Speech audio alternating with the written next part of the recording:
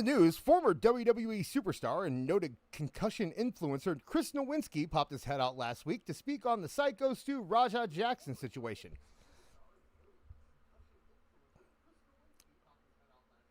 Offering Stu help through his concussion helpline team. I messed up the joke already.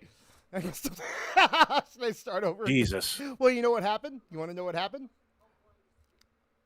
My TV sound was on, so I had to turn the TV sound off. Let me try that again. Start over. We're going to edit this from the top. Ready? Go ahead. Former WWE superstar and noted concussion influencer Chris Nowinski popped his head out last week to speak on the Psycho Stu Raja Jackson situation, offering Stu help through his concussion helpline team registered trademark. When reached for comment, an anonymous AEW wrestler had this to say.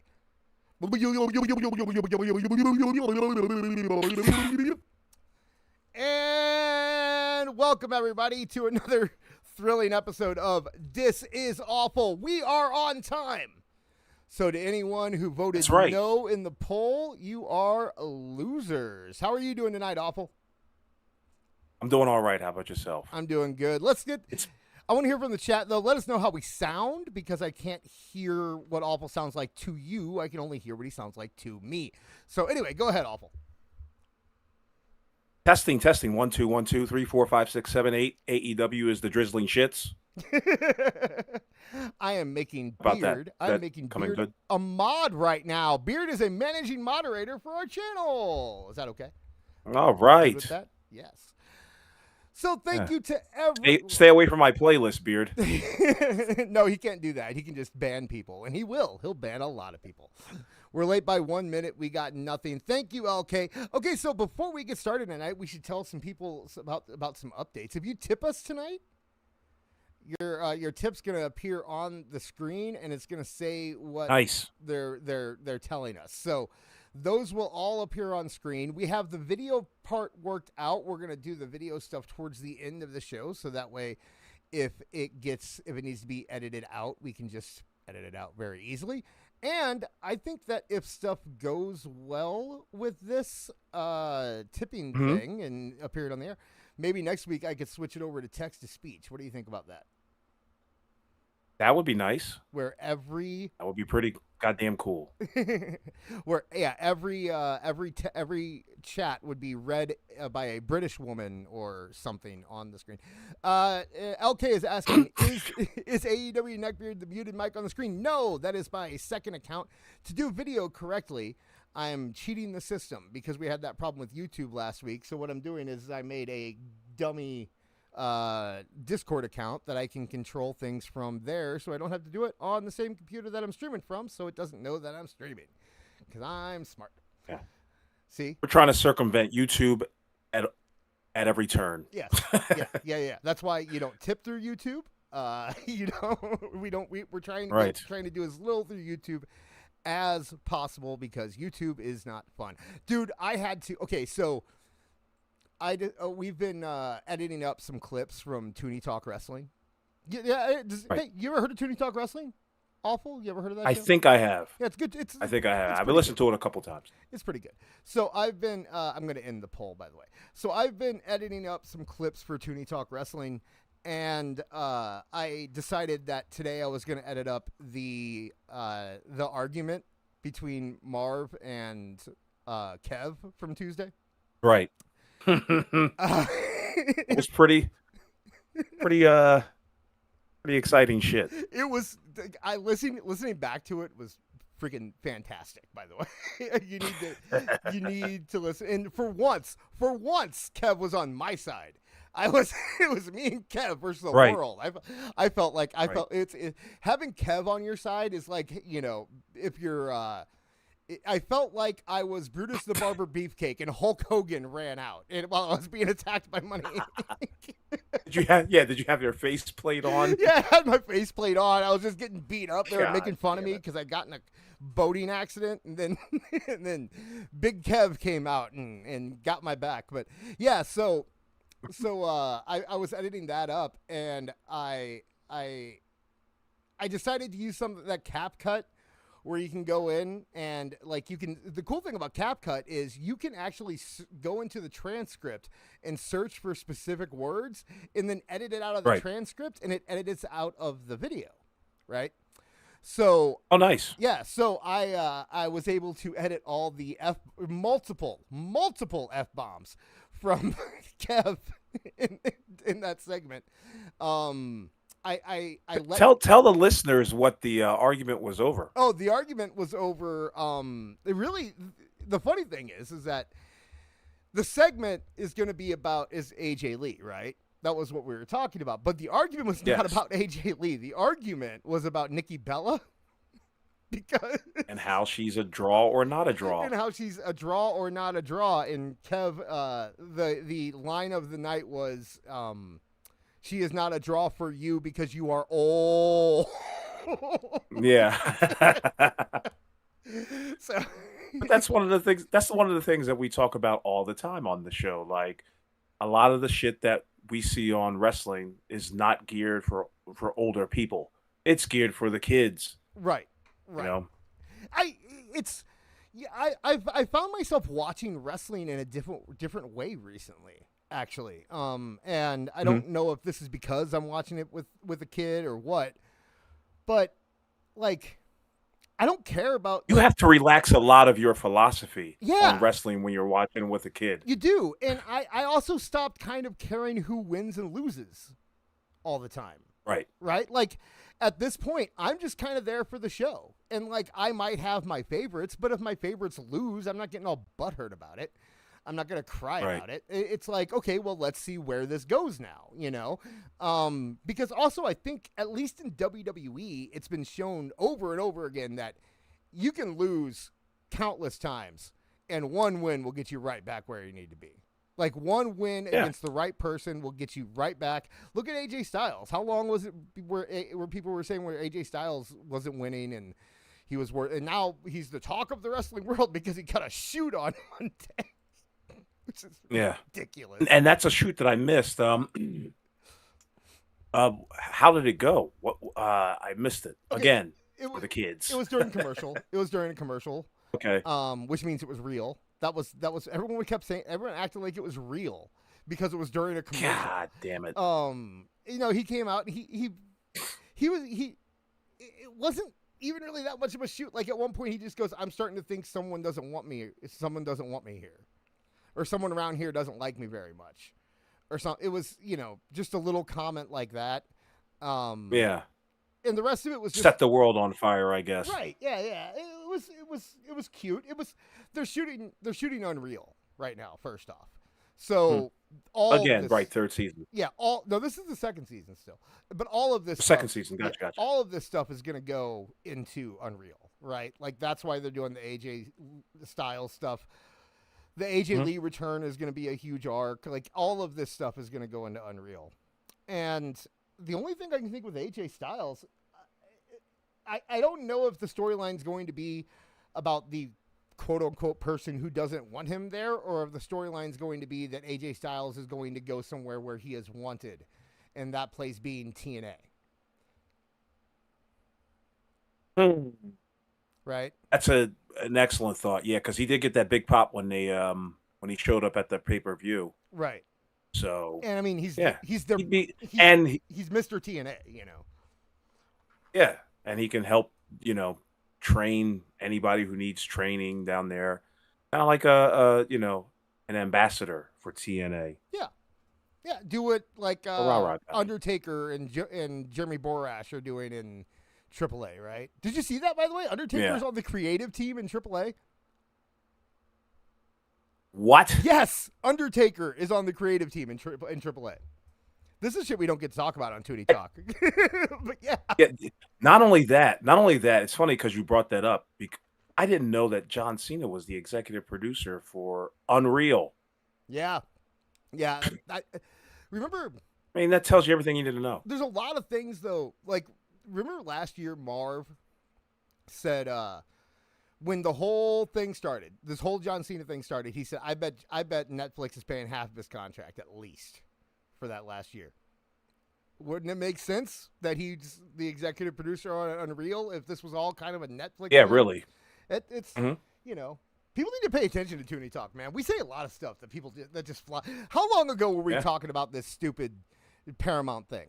Paramount buying WB. How long ago were we talking about? For that? Fucking months. We were talking about that. I know we talked about it last year. Because Marv brought it up because of the WDW Pro in Park Place. He was saying that he was hearing rumors through there that they were going to buy him. Yeah. And now all of a sudden it's Swerve. Swerve in the chat. He just said Janelle Grant is an executive producer of Unreal. I'm sure she is. Hilarious. But people need to pay attention to the stuff we say on Toonie Talk because we dropped a lot. Like I said, Kev brought up that whole thing about Wardlow's injury for like right when we first started. He was talking about that. I'll give you guys one right now. I still don't think.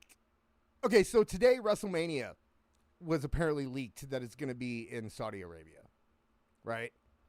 Imagine this on 9/11. Like, what the hell?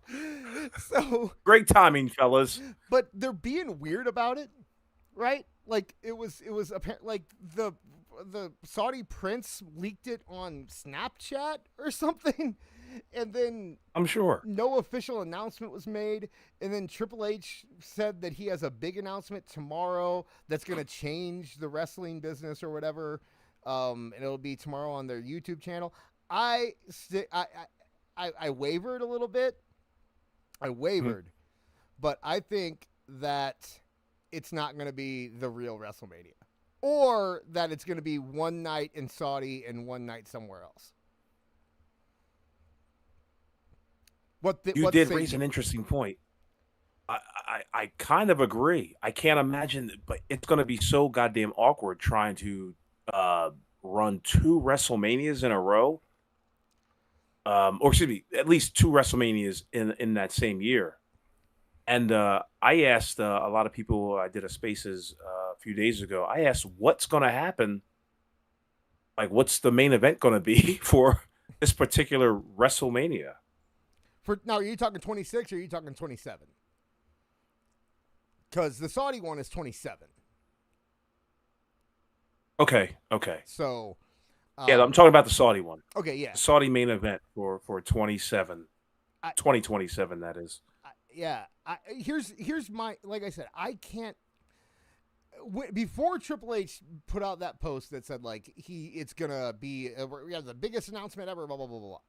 Until then, I was just like, okay, well, I guess they're doing actual WrestleMania in Saudi Arabia, and that $100 million number was being floated around. Did you see the $100 million? I saw 200 million. That is ridiculous. And if that's true, and they only, why would you do any other show that year? Like, you don't need to do any show. You could just do one WrestleMania in Saudi Arabia and throw reruns and be done with it and be okay. Yeah. But after Triple H's thing, because I can't imagine that this big, huge announcement that they're putting on WWE's YouTube is just going to be that WrestleMania is in Saudi Arabia. But I could see them doing that big announcement saying there's going to be 2 WrestleManias that year, right? Like, that sounds like something that could change. That's going to suck. 2 WrestleManias. Yeah, 2 fucking WrestleMania. And another thing, if you're getting $200 million for a WrestleMania, I think that you should also lower the goddamn ticket prices for families. Oh, Saudi Arabia. For all other wrestling events. Oh, okay, for all other. I was going to say, because in Saudi Arabia. Yeah, for all other events. I mean, my goodness, you're going to make a boatload of money. You're going to make a boatload of money in that one show. Can you, like, spread the goodness around? I mean, my goodness. You heard what the CEO of TKO said, like, we're gonna do a big-ass price hike. Yeah. Financial. You're going to like it. Financial expert, awful. By the way. Look, I'm very firmly in the camp of I get it. It sucks that it's expensive, but if I was a shareholder and they lowered ticket prices when they're still selling out places, I'd be pissed. You know, I would be, and that's coming from a poor. I am a poor man, so. So oh my gosh, that's incredible. I get it. It's you know when dude, I was raised under the church of capitalism. Like I you know, it's hard for me to. I just kind of sit back and I know, but smile at the stuff. The first three letters in capitalism are cap. Like, aren't we gonna put a cap on this shit? Like, I mean, listen. No, it'll hit it. It'll hit it. Go ahead. No one likes huge, gigantic conglomerate businesses. No one, no matter how big. Well, maybe McDonald's and Apple. I don't know, but like, you don't want that. I'm still, after so many years, trying to figure out a proper way to say this, but like, being too big is not a cool thing, and I think that at some point you should really even out your ticket prices.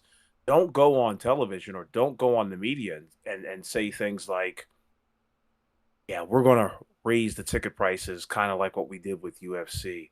I understand where you're coming from, this, as far as the shareholders and pleasing them. But at some point, I mean, my goodness.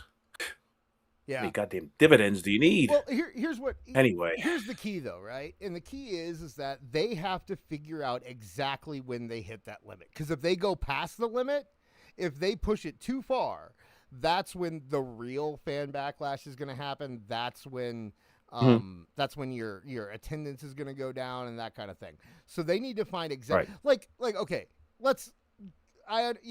does $70,000 look really bad for WrestleMania? Absolutely. But no one is actually paying that money. These are like the $70,000 seats are for high rollers to give up for, you know, because then the hotel can say you're getting $70,000 seats to WrestleMania, and then they get them and they're like, "Ooh, I feel special." Though nobody's actually buying those tickets. And then if they don't give them away, they give them to green shirt guy. Like, that's what those things are for. They're so they can give them to celebrities and bigwigs and say, look, man, we're giving you $150,000 worth of, you know, seats tonight. Yeah, aren't we great? And they go, oh, I love it. Right. And they can write it off, and then it's all bullshit tax stuff. And, you know, that's what it's all about. And when I had to pay $125 a seat to go to Backlash. Is that a lot? Yeah. But, I mean, it's not. It's about as much like an Oasis concert, right? And oh, my God, you went to an Oasis concert. Jesus. I didn't go to an Oasis. Although Max is starting to like Oasis all of a sudden because they're playing them all the time now everywhere because, you know. But, yeah, I mean, that's about as much when I looked comparably, that's about as much as it costs to go to a concert or, you know, do something like that now. It's just that's ticket prices now. It sucks. But, you know, I'll give you an idea. I give you an idea where I'm coming from. I saw the residency in Philadelphia for the AEW, and I saw the ticket prices. What do you think is a fair price for tickets to an AEW show in Philadelphia? In that arena? Real. In that arena. In that arena? I mean, okay, if we're talking, I'd say $150 front row. Okay, yeah, see, I'm priced out. The ticket price was $52, and I was scratching my head like, is that even worth it?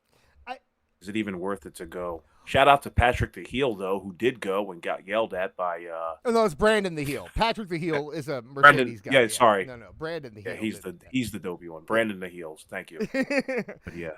But I think it was like $52. The show was sold out anyway, but 916 seats.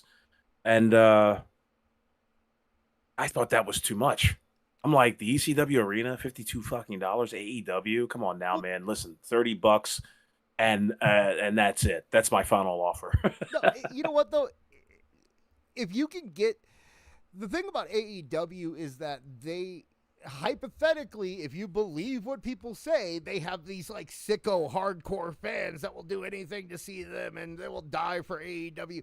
If that's true, then charge $400 for the front rows. You know what I mean? Like, ooh, if you think that if that is true, that you really believe that you have those fans, then you should be confident enough to charge that much, because you're giving them a premium experience, hypothetically, right? In their minds, in what they're supposed to be. It's a intimate, smaller, premium experience in a historic building. They should charge more, but they don't, because they're a completely intimate building. I mean, you can hear the people talking from across the other side of the arena or the bingo hall. Yeah, and That's crazy. You know why the tickets are so cheap though? Why, and even though they priced you out, that's still cheap relatively to what they should be, is because all of that stuff about their hardcore fans, it's all bullshit. Okay, their fans do not spend money on that product, and the people who are supporting that product are people who will go to any wrestling in the world. They will go to any wrestling that's close to them. They just are. I used to be a fan like that. I don't know about you, but any wrestling that came to town, I would go see, whether it be like I've been to that, what was Axl Rotten's company? Great question. The hardcore crap. I've been to one of their shows. I've been to a GCW or a CZW show. I've been to ECW, Ring of Honor, any company that would come within 2 hours of me, I'd go see. IWA Mid-South, that was it. Yeah, I've been to IWA Mid-South shows. Anything that would come close to me, I'd go see, and it's just because I loved wrestling, So you go do it. And those are the people that are buying tickets to AEW. It's not these people who you see sitting at home typing on their phones all day talking about how terrible WWE. Those people aren't AEW fans. Those people just hate WWE. The AEW fans are the ones, like, Erica's in the chat right now. I've talked to her a couple times in the past couple months. She's talking about how she's starting to watch AEW, and she doesn't enjoy. You get her number, Dis? No, I didn't. She didn't enjoy it, right? It's more of a it's just because it's wrestling, it's on, it's goofy. Some people like bad movies. It's a car wreck. You can watch it. I would have, and if I didn't have Max, I'd watch AEW every week probably, because it's wrestling and it's on TV, and I just like wrestling. And every time AEW has come, you're the embodiment of enjoy all wrestling. That's crazy. I should be, but and every time AEW has come around my area, I've at least given it thought, right? Like, I've sat there and gone, like, maybe I'll go. Right, you got to debate yourself with it. Yeah, like, maybe I will. I did the same thing. It's fun. Wrestling's fun, So, and I fully believe that if you go to an AEW show, the people there are not going to be the vitriolic assholes that you see online. I bet they're just like dudes, like stinky dudes. That's what they look like, is big stinky dudes. And I saw Netbeards made a post about people standing outside the 2300 arena. He was talking about their aroma through the screen. And I kind of felt bad. I was like, hey, that is Philadelphia. That's more Philly. Remember? That's more... Yeah. I love I was slightly offended. I love Philly, by the way. Philly, I've always said I know you do. You told me. If I were to move anywhere, it'd be Philly. I was well, that was before I moved to the country and realized how wonderful. Next time you come to Philly, you better be packing heat. I don't think streets are crazy now. I love Philly, but I also have been there since I was 17 years old. So, oh, come on, it reminded you missed the whole skyline me build. Hey, I am coming your way though. Actually, awful. Next month, I'm going to my nephew's wedding. He's getting married in Gettysburg. So. Okay. Yeah. So, I'm not going to have a proper place to get married. Yeah. A battleground. I'm going to be doing wedding stuff, so I'm not going to be like, I can come swing by, but I will be in your area. We can yell at each other or something, Yes, indeed. I'll send you pigeon mail or some shit. Isn't that how they did it in Gettysburg? Yes. Yeah. That's one thing we're gonna do. We have to awful waffle. By the way, great. I love. That is a Salute Your Shorts reference, and it's fantastic. So stuff happened this week. Boy. Yeah. I think the message that I would like to deliver to people is just, let's just be cool, man. Like, so many people are just being so vitriolic online and performative in one way or the other, no matter what side they're on.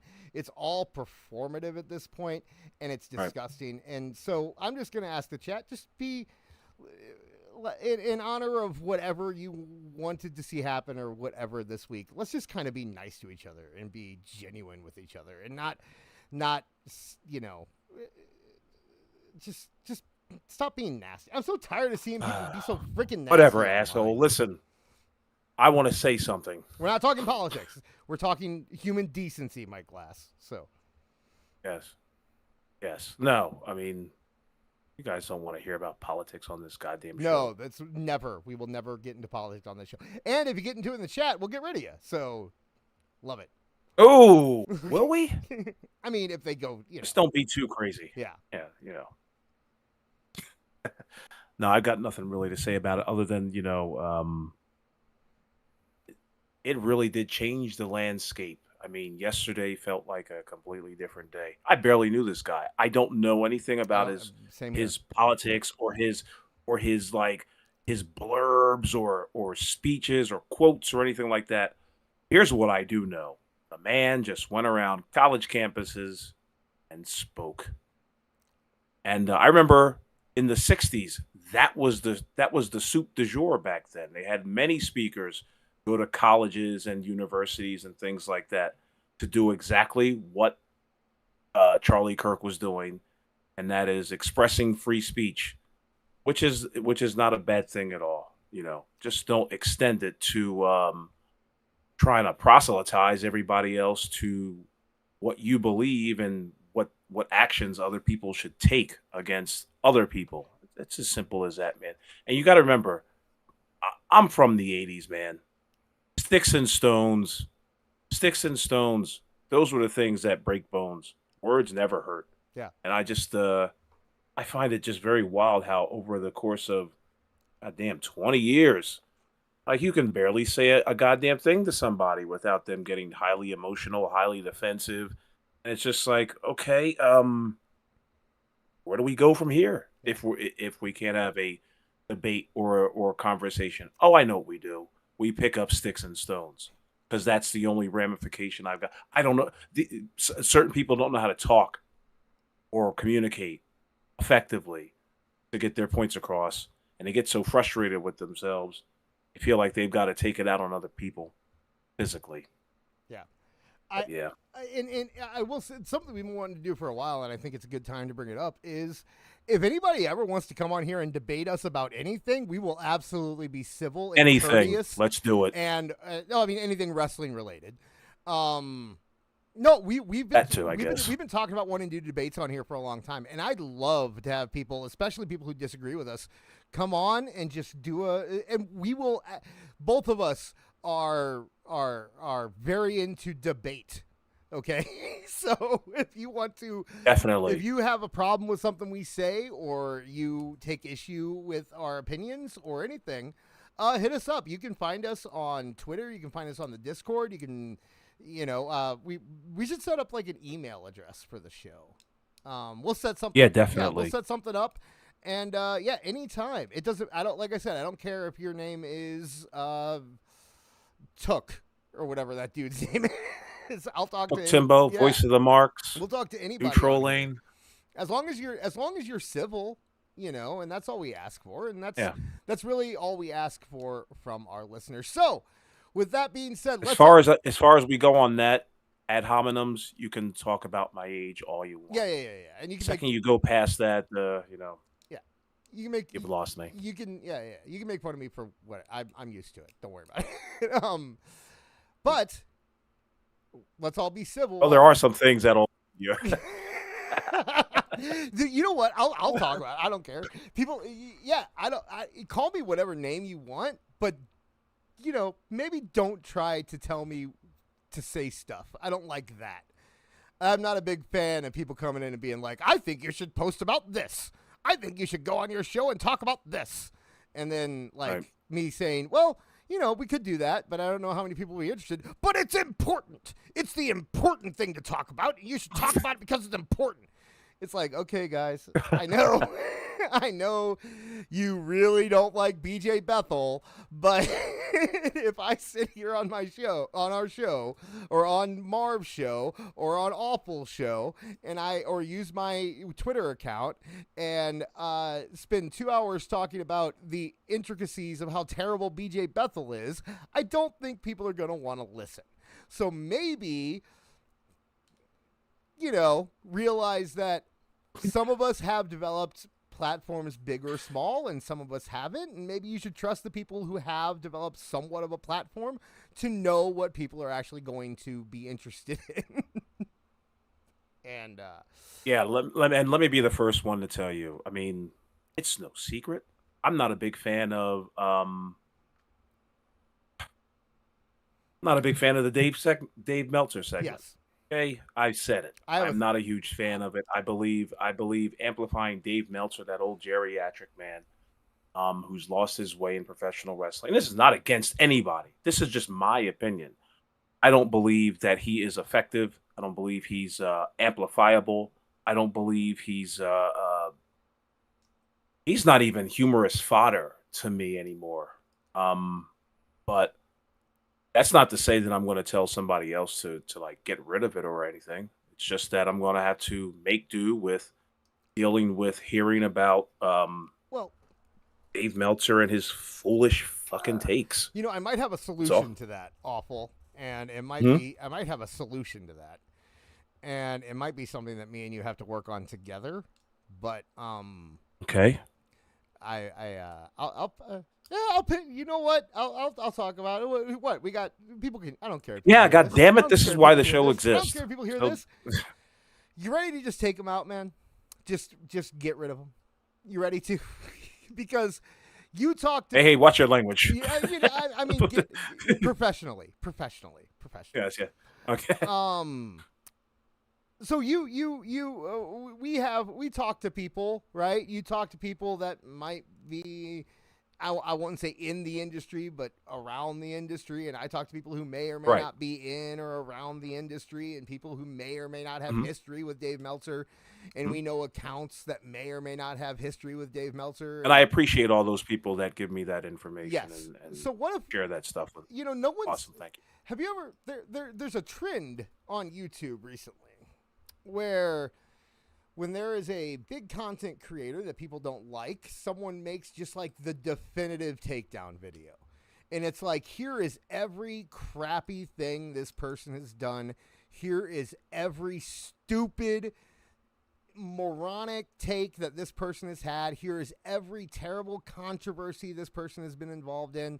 Take it, put it in one video, make it kind of entertaining, and end their career. And it kind of works. And no one's ever done that with a Dave Meltzer or other journalists like, I don't know, BJ Bethel or maybe Sean Ross Sapp. Yes, Sean Ross. There's a lot of nasty, dumb JD from New York I'd put in that category too. Mm-hmm.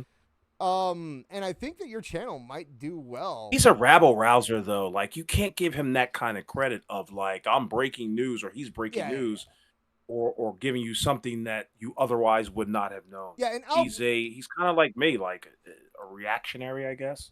Alfred, a respondent. Yeah, and Alfred has done a few, but I'm not talking about 5-minute long ones. I'm not talking about a segment. I'm talking about ending. Right. I'm talking about ending his career, ending his credibility.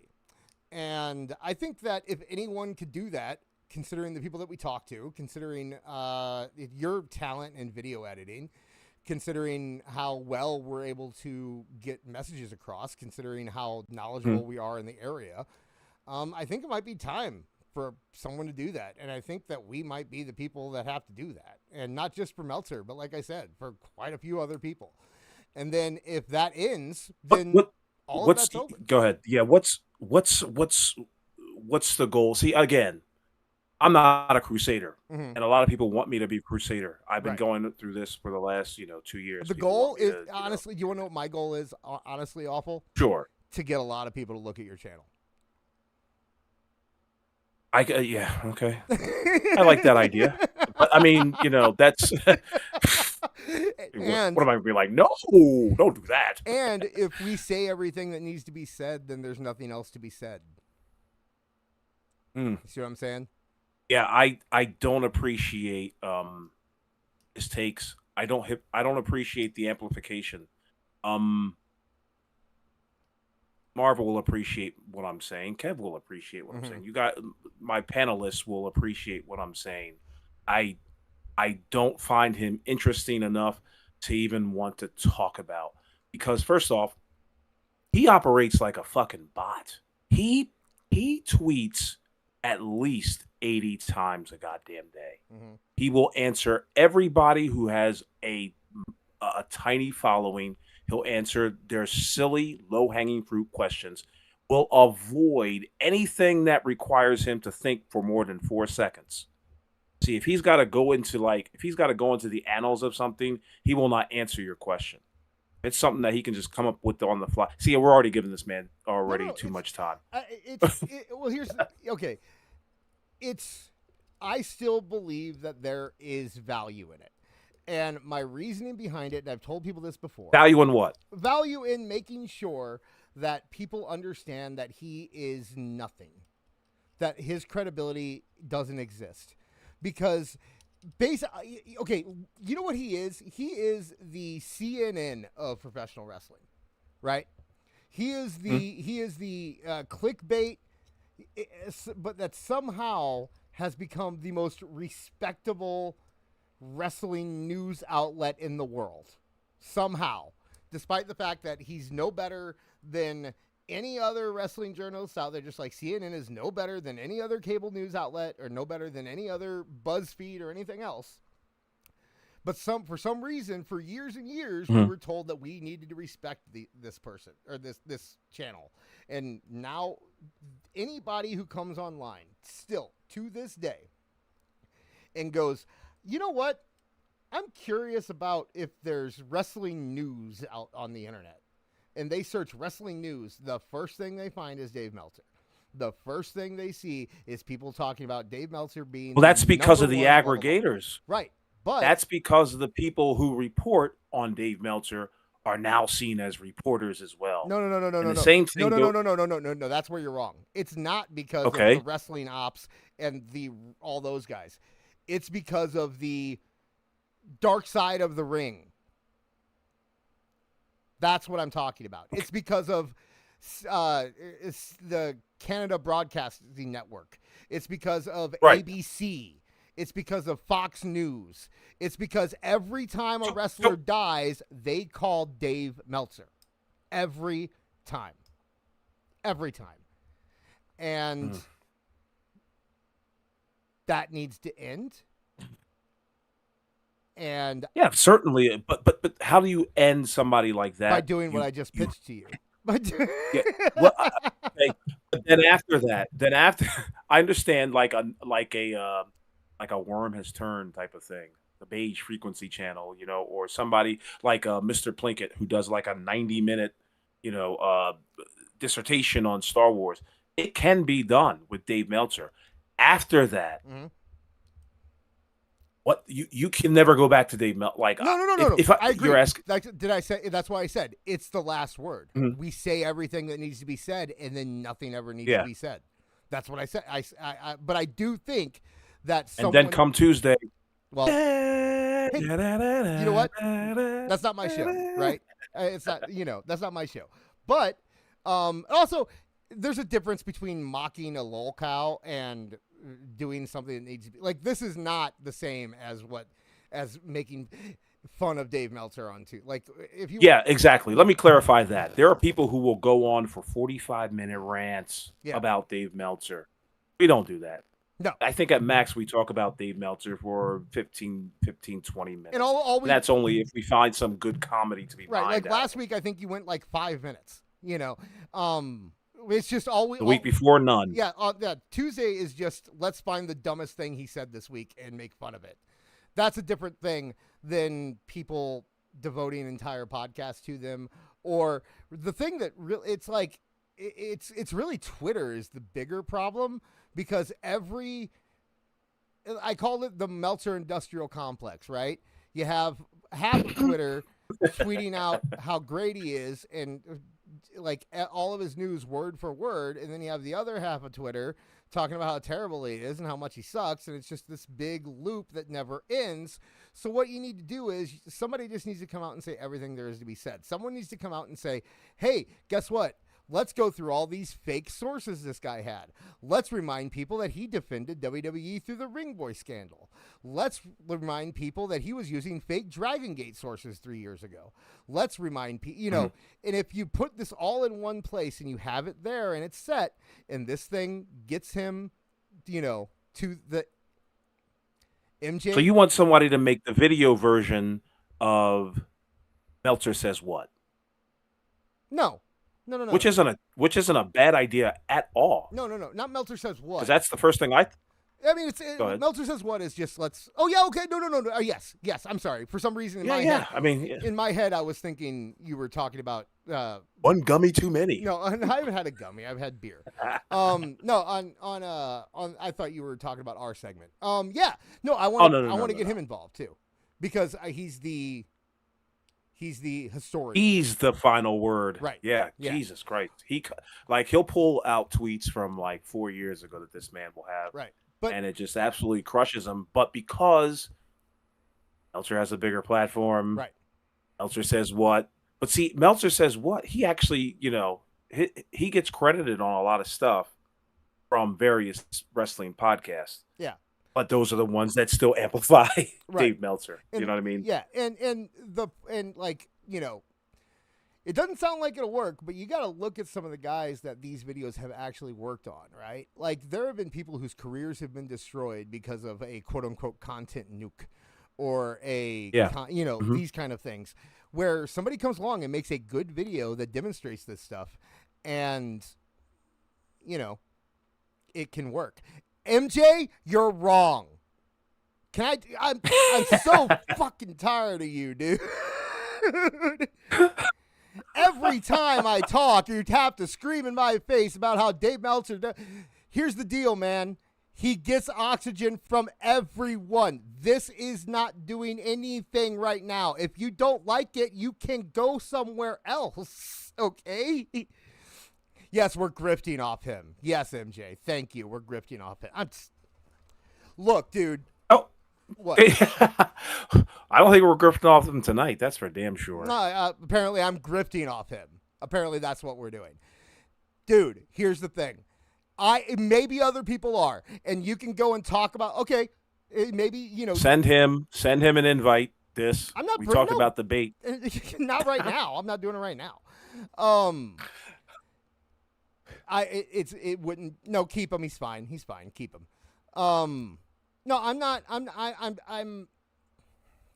I think it's important, and I know that you think that I'm grifting off him, and I know that you think that I don't, but I think that it is important. Okay, I do.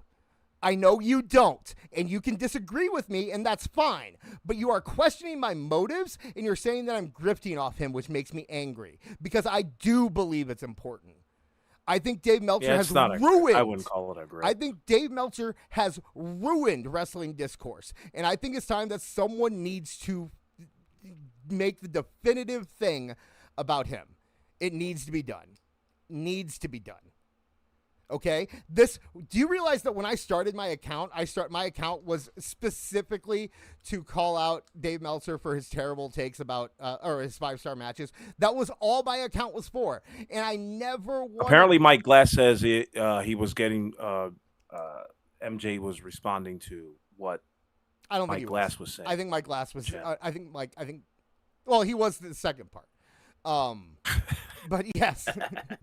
He was calling me a grifter. That's what he was doing. Mm. Yeah, I don't. Sticks and stones. This. I Sticks think that stones. but I do think it's important.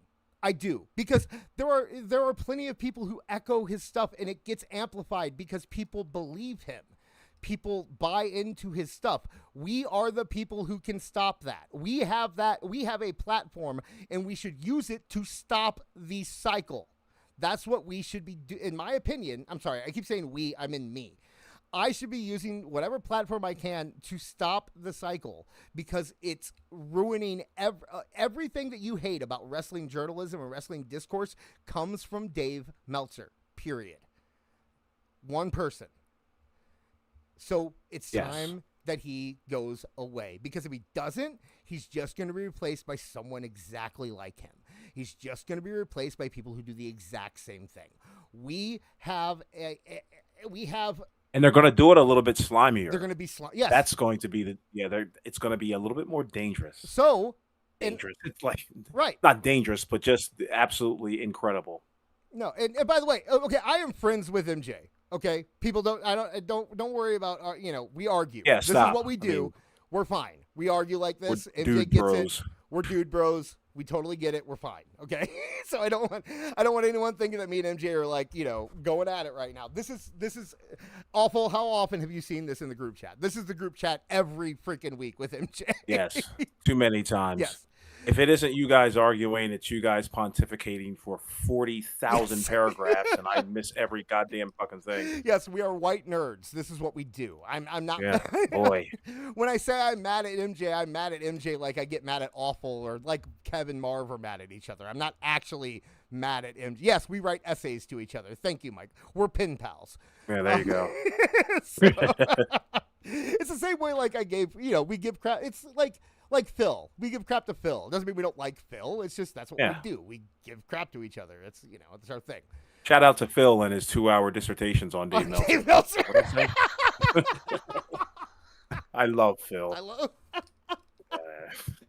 Phil's the first one who would own up to it, too. That's the thing, though. Phil knows what he's doing. He gets it. He would also have a concise and pointed reason why he does it. Right. That's the scary part. Right. Yeah, no, I totally, and like I said, that's my thing about Meltzer, though, is I do believe that he is hurting wrestling discourse in general.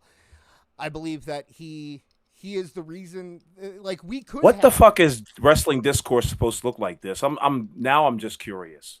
Wrestling discourse is not supposed to be politics. Right? I would say that wrestling discourse should be more like sports discourse. And I know that people are like, well, sports discourse is like no, it's not. 90% of sports discourse is, your team sucks. I love, that's what most of sports discourse is. And that's what wrestling discourse should be. But instead, wrestling discourse turns into virtue signaling and just flat out like actual hate because you don't agree with opinions and stuff like that. Like, that's not fun, cool conversation. And that's all we get in wrestling now. There was a time, if we go back to the early 2000s or late 90s, death threats and doxing is what wrestling discourse has become. If you go back to like the late 90s and early 2000s, you can get online. Spot on, neckbeard. Yeah, thank you. So you can get online. You could get online and talk to, if you were a WWF fan, you'd talk to a WCW fan, and you'd be like, oh, I hate WCW. Oh, I hate WWF. Girl, we hate each other. And then a week later, you guys are talking about, the new creator wrestlers that you made for No Mercy or something. Right. It was just like, or like the thing I always say is that you'd see somebody out and you'd see them wearing a wrestling shirt, and your first instinct would be, F you, we don't like WCW, and then your second instinct would be, but man, did you see that match last night? Like, that's how things would go. You saw a wrestling fan and you felt a kinship with them because everyone else in the world thinks that you're a loser, but that person likes wrestling, and so do you. So you two have something.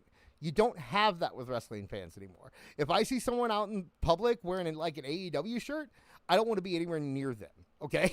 And it's just because of the impression that I get about AEW fans online. And it's bad. I'm a bad person for that.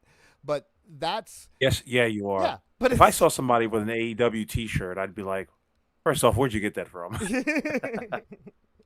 And it's going to be the question that I always ask whenever I do an interview, Spaces or some other podcast. What attracts you to AEW? Because I'm always curious what people's answer is going to be. A lot of the answers is like, I was kind of bored with WWE at the time, and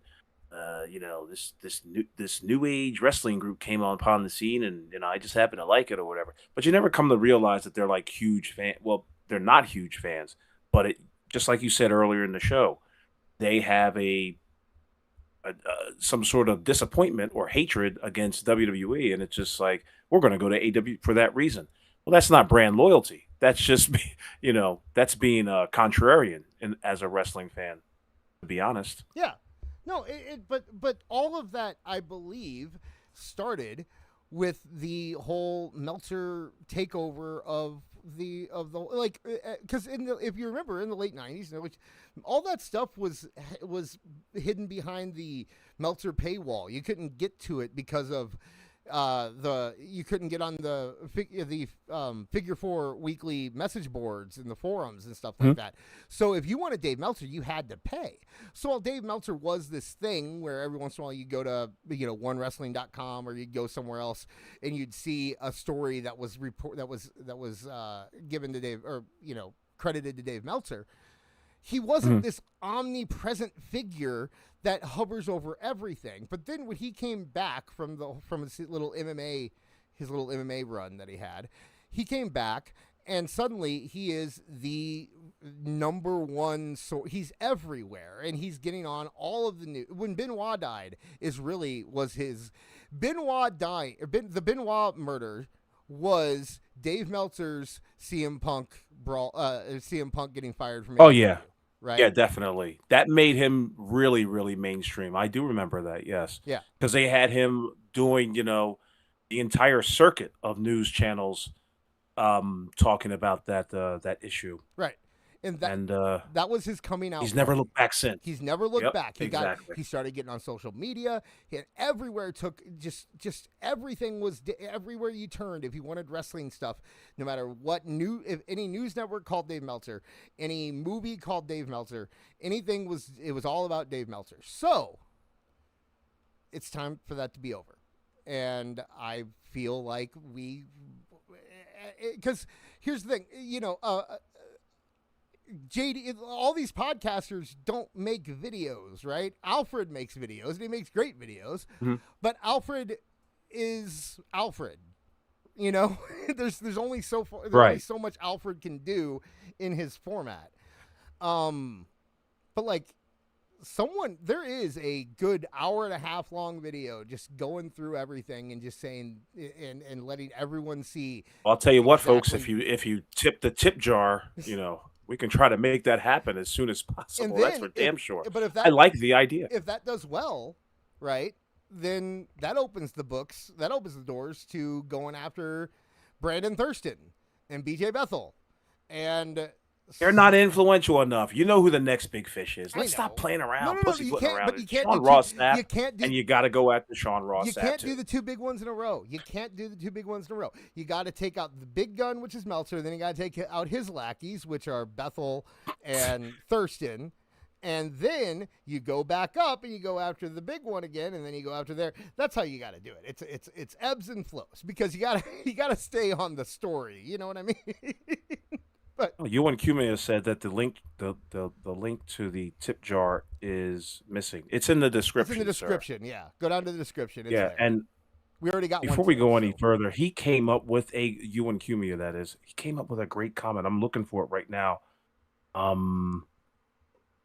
Where are you, my friend? He had mentioned that Dave Meltzer is bad for the wrestling business because he influences AEW.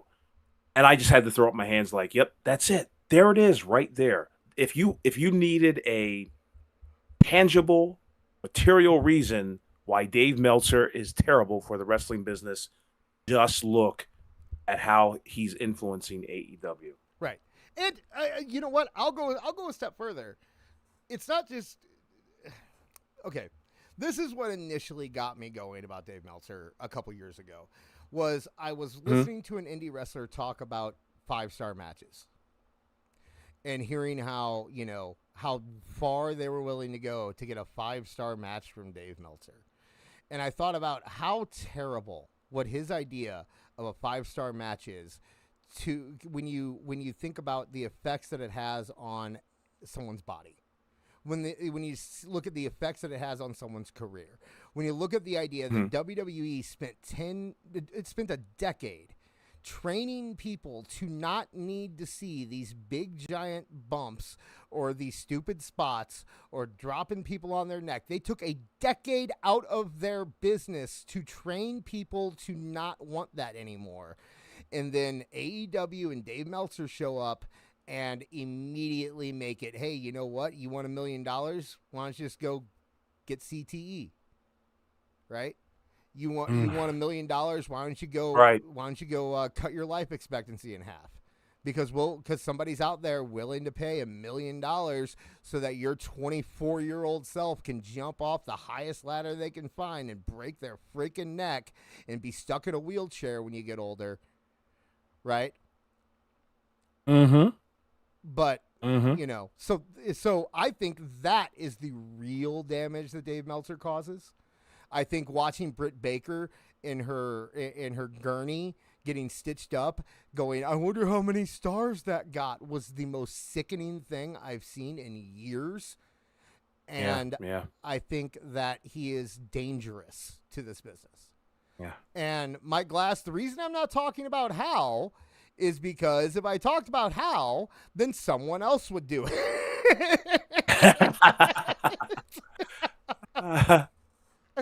Someone probably less creative. Someone less creative that wouldn't be as good. Okay. So yeah, no. Shout out Heel Lucy. I'm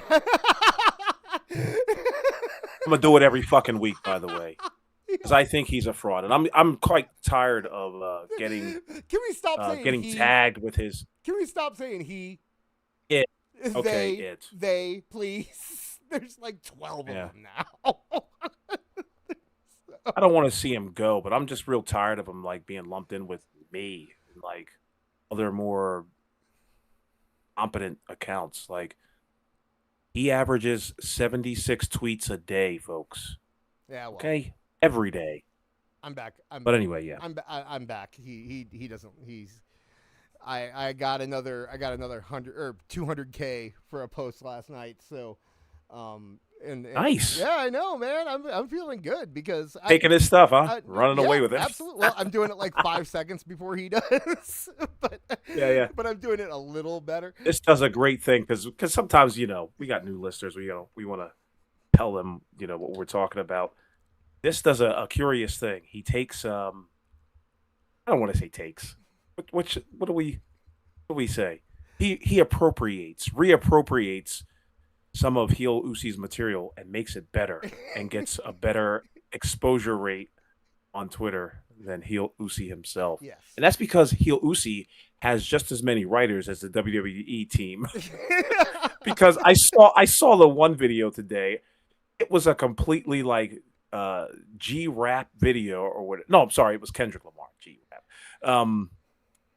And it's just like so out of bounds for a guy like Heel Usi. You know what I mean? Like this is who did you give the reins to, Heel Usi? Julian Weeks for this week? Like what's going on?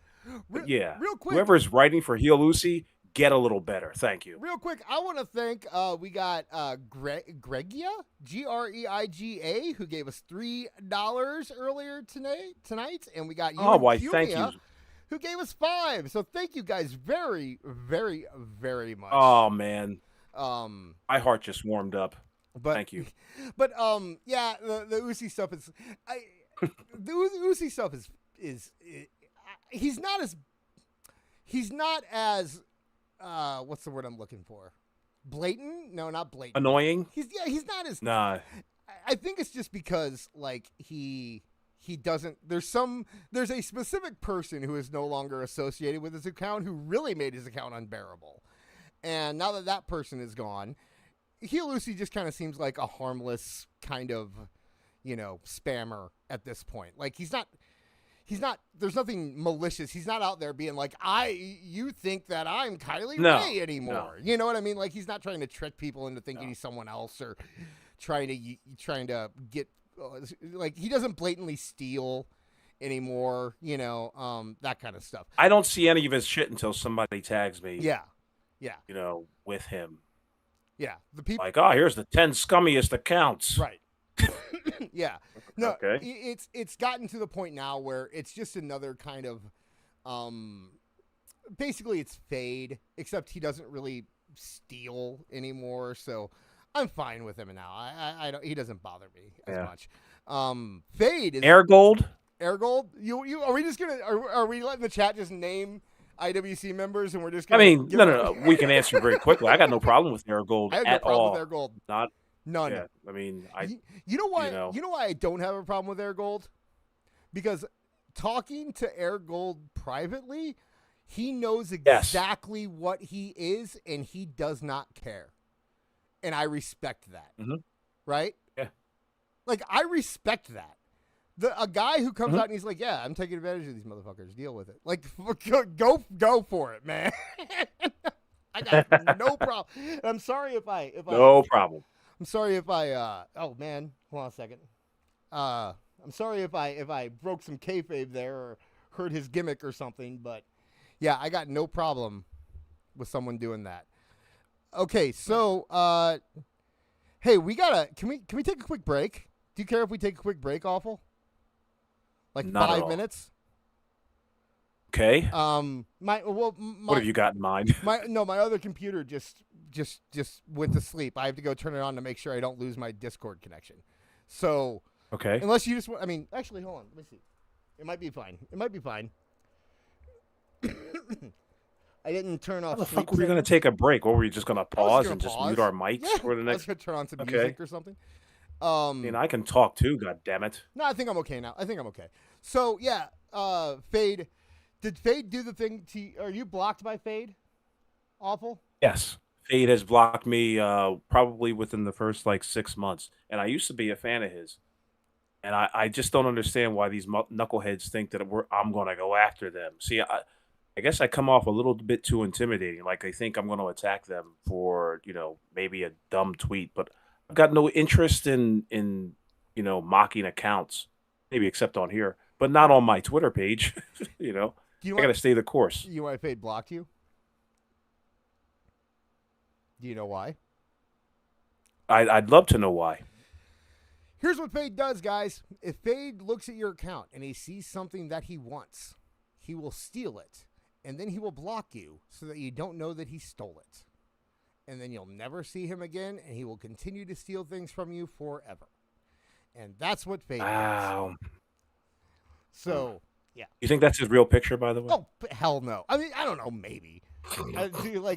They all look like some that. Some AI-generated fluff.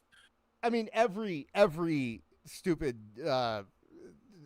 engagement farmer looks exactly like that. So it's very possible that that's what he looks like. Okay, so the other person, if they want to ask, they ask us what we think about Real. I think nothing about Real One. Is that? Do you think? We Are Alone. Yeah. Yeah, exactly. Do you think anything about Real One? Do you ever think about Real One?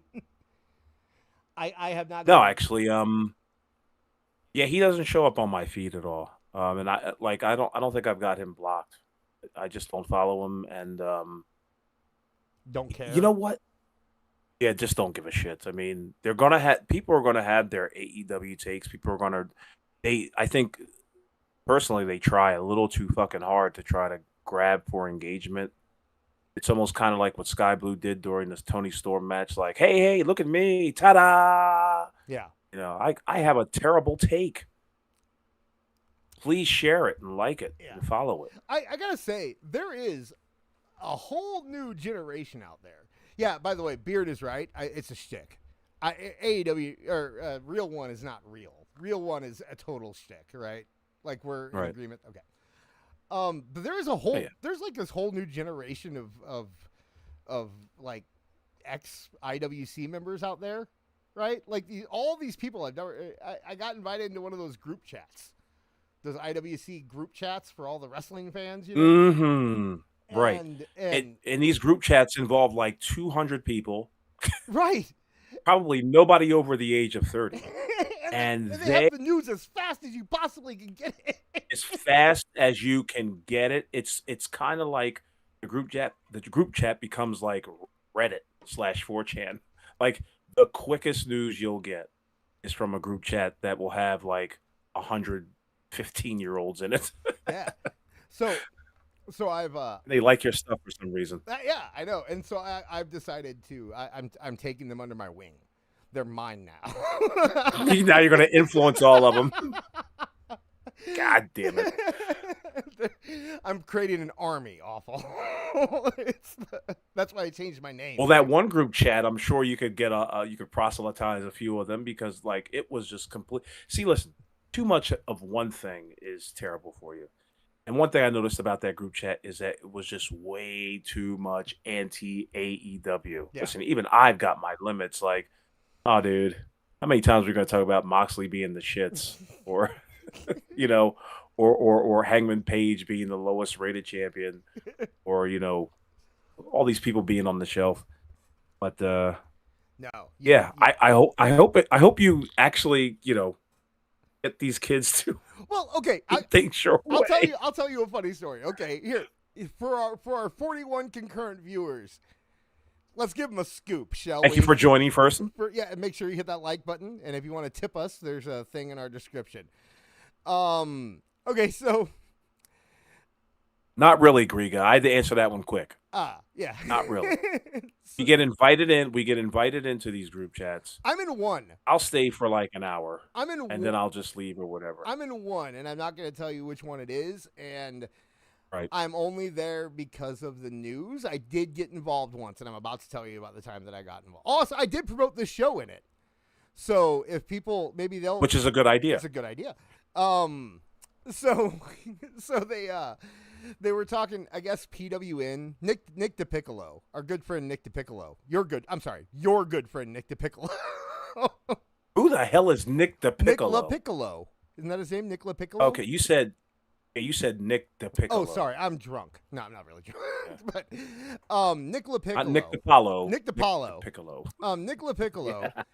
He, I guess he gave PWN. I can't. That makes me sick that he is working with PWN. By the way, but he leaked something to PWN, and yeah, I know PWN. I'm sorry, guys. That dude, man, Corey Hayes. Come on, that dude is scum, man.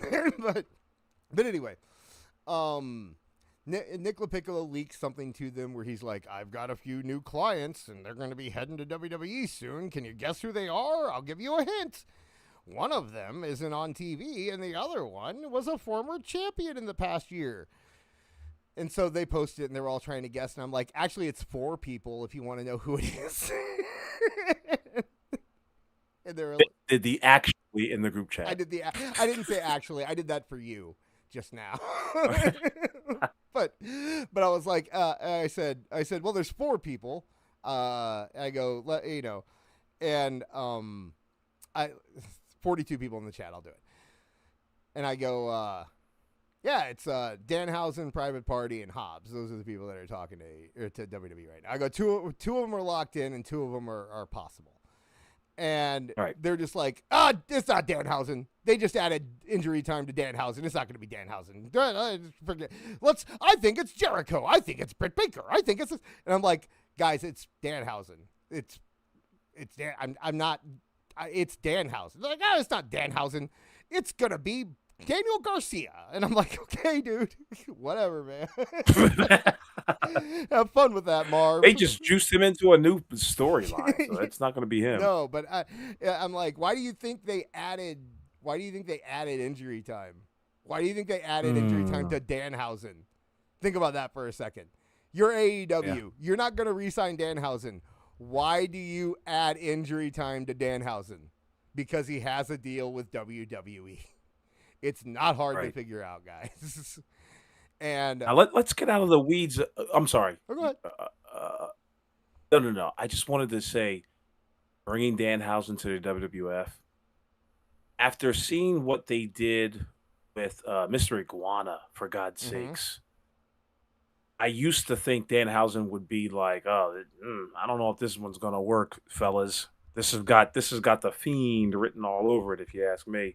But it looks like they could possibly do something with Danhausen, at least on the merch side, just like you were always saying. I Yeah. will admit that, I mean, fuck do I know about Danhausen? He's a little pipsqueak with mask. Like I can see him hosting some show like RJ City does. Or being in AAA, or I mean, here's the thing about here. Okay, everyone. I say everyone. I mean Marv. Marv will constantly. He gets so angry. He gets so angry when I'm talking about Danhausen going to WWE, and I'm like, dude, are you telling me you didn't like Shark Boy? Are you telling me you didn't like No. The Bushwhackers? Are you telling me that you didn't No. like the Curry Man? Keep or going, this. Hurricane. No. Okay, and that's fine. No. You don't. And This that's is fine. crazy good. But you know who does? Marv. Okay, you know Marv. Marv is constantly talking about all the stupid shit that he liked in wrestling. Always talking Right. about that stuff. Right. He loved the Big Boss Man eating pepper and stuff like that. So, but there's always been room for Danhausen or one or two, right? You can always have the one thing that's just a comedy act that he's never Santino or whatever. He's not going to win. Right. He's not going to do anything big. I personally, I got mad that Santino got so big. He should have never been that big, as big as he was. But that one thing that's just like, okay, this is just for laughs. It's going to sell T-shirts. It's going to sell merch. It's going to sell that. He's going to do movies. He'll do whatever, and it'll be fine. And that is what Danhausen is going to be used for in WWE. Now, what do you think about the other? Now, everyone pays attention to Danhausen, though, but the other names, I mean, like I said, I think we had an argument about Private Party a long time ago on the show. About how I said that I think they'd be good in WWE under the, going through the PC and doing. Yeah, and I remember saying that we already got the Street Profits. Right, but we don't anymore. So now it's time to get. No, you don't need Private Party. You don't need Private Party. Isaiah Cassidy. AEW. Everyone who's ever talked about Isaiah Cassidy has said that he is one of the best students, that he asks for advice every chance he gets, that he is constantly watching tapes. You and 4 people, this. No, dude, go look it up, man. I'm serious. You go look at anyone, Google it. Any veteran who has worked with that dude says that he is a perfect student. And that's exactly the kind of person you want in your company, in my opinion. Right. So until they graduate. Yeah, until they graduate. And then we'll see, But, I mean, do you think they're signing him to $1 million contract, or do you think they're signing him for $250,000 in a year to see how they act? That's usually what WWE does, right? So, yeah. Now what about Hobbs? That's the question. So everybody's going to be thinking the obvious, but I'm thinking along these lines right here. I'm thinking of Jeff Cobb. Mm-hmm. I'm thinking of Obafemi. Mm-hmm. I'm thinking of who's the gentleman on Wait, what's wrong with Obafemi? Bronson Reed. I'm thinking of Oh, you're just thinking about who you're comparing him to. Gotcha. Okay. Big guys. Yeah. Just big guys. And do we need Hobbs to be in that fold, in that mix, seeing how the WWE is really kind of like, aside from Bronson Reed, nobody else is really getting treated in that manner. And Hobbs is one of those guys that need to be treated in that manner. And again, Obafemi's already got seats taken. Yeah. You know what I mean? He's already got that seat. What's Hobbs there for? Didn't we have Moose here a couple months ago? I mean, he was just didn't WWE have Moose here a couple months ago? He was just hanging out. Like, he's in TNA. He's a TNA guy. Caught me fed chilling. I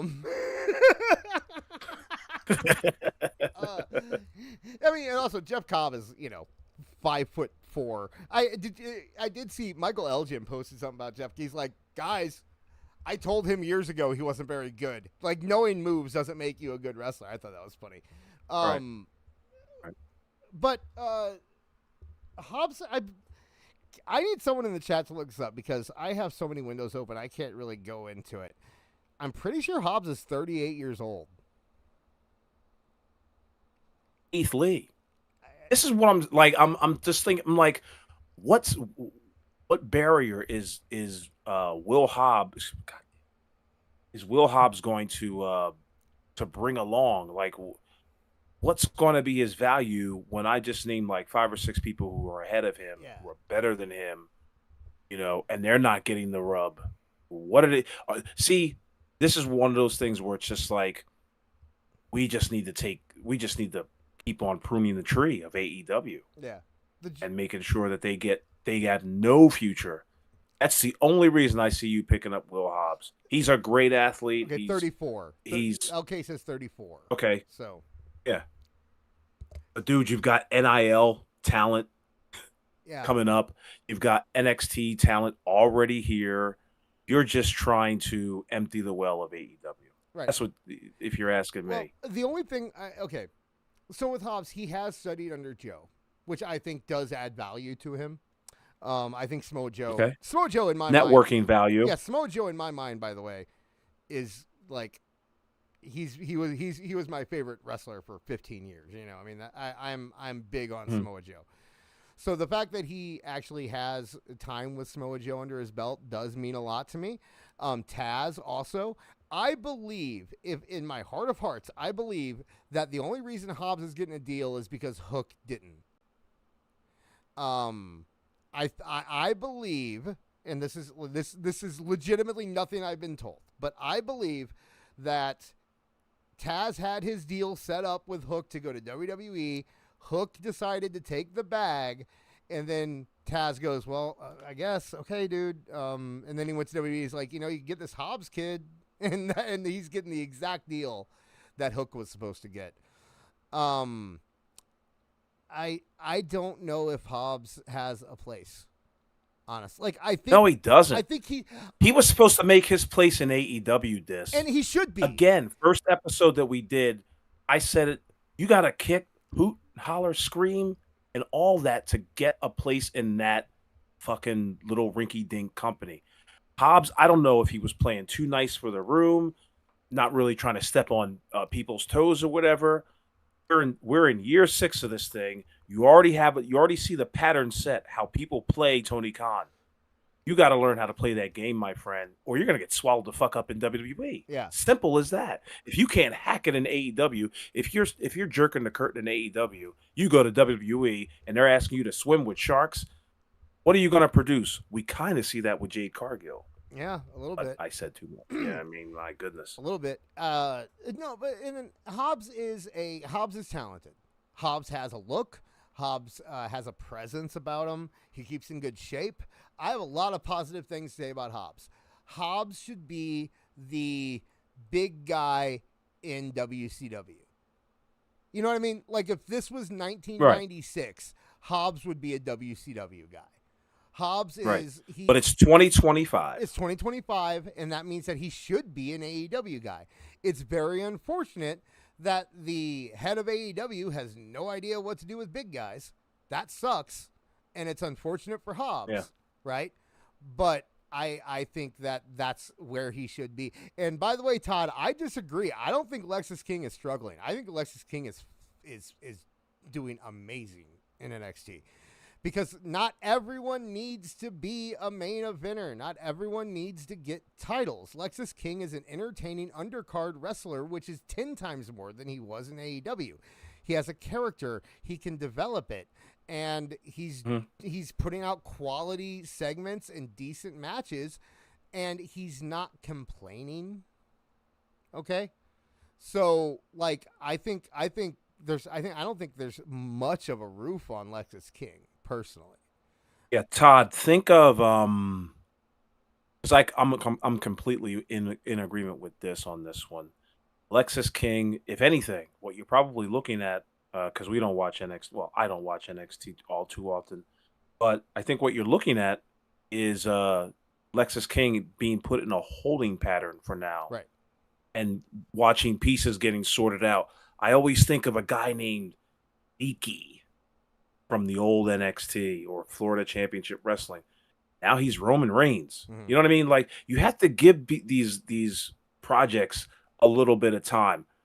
Well, My timeline is like 5 years. Like, if you Yeah. you got to give somebody from NXT 5 good years. I mean, look at like Carmelo Hayes. People complain about Carmelo Hayes every day. Carmelo Hayes is on SmackDown every week. Carmelo Hayes is working with The Miz. Carmelo Hayes is working like. Say what you want about Carmelo Hayes. That man is in his 20s, and he is on national television every week. Like, can you really complain about being Carmelo Hayes? You know, thank you, Gregia, for joining us. I don't know if that's how you pronounce your name, but thank you for joining us. Thank you for the donation. You have a good night. Yes, thank you. But yeah, I think that people want things so quickly because there used to be this feeling, especially during the Monday Night Wars, where it's like, we got to capitalize quick. We got to get on it. And when guys were having careers that would only last till they're 32 years old or something, it was like, let's get on this quick. Let's do this. But that's not happening anymore. Guys are wrestling until they're 50 years old. They're having their primes in their 40s. A 25-year-old wrestler should not be on every pay-per-view. He should not be world champion. You got to give these guys time to develop. Look at what it did for Montez Ford. People wanted, what was it, a year and a half ago? Everyone was saying that Montez Ford need to break up the Street Profits and push Montez Ford as a singles wrestler, right? Right. No one saw this. They did it for about 6 weeks. Yeah, no one saw this. This was right during the Pride thing. But I went to a house show in Springfield, Missouri, and they let Montez Ford have a mic and play a heel. And he cut the worst heel promo I've ever heard in my life. It was dog shit, dude. This guy went up, and obviously all he did was look at a Wikipedia page and saw that Brad Pitt was born in Springfield, Missouri. And then he made his entire promo about Brad Pitt.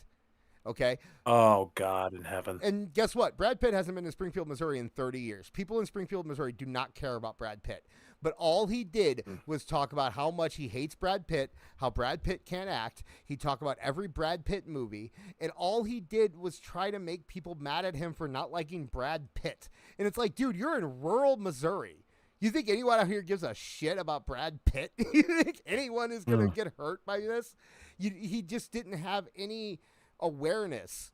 You know, he didn't take the extra minute to look around town. And he like read one highway sign and saw Brad Pitt was there and suddenly decided that that's what his entire base is. So the crowd just sat on their hands. This is a crowd. I mean, it was a decent sized crowd, 4,000 or 5,000 people for a house show. Just sat on their hands and didn't care. And it's so crazy. It's so crazy because Bianca Belair says that, like, she learned everything about wrestling from this guy. Yeah, and from her husband. Well, guess what? He's gotten better. Go listen to his promos now. Even as a face, he has a heel tinge to it. He can do that stuff because he had that extra time to develop. But if they would have pushed him when everyone said they should have a year and a half ago, he'd be dead in the water now, and his career, he'd be probably in AEW at this point, with just stalling out like Ricochet. Because when you push guys too fast, they burn out. You can't, so you give them the time they need to develop, and that's why there's nothing wrong with what they're doing with Carmelo. There's nothing wrong with what they're doing. Grayson Waller is getting to work with two of the best characters in WWE. Do you think that there's something wrong with that? Like he's out there. No. And again, he's on a holding pattern too. Yeah. And so in Austin Theory's injury, like keeping busy. Yeah. That's what they call it.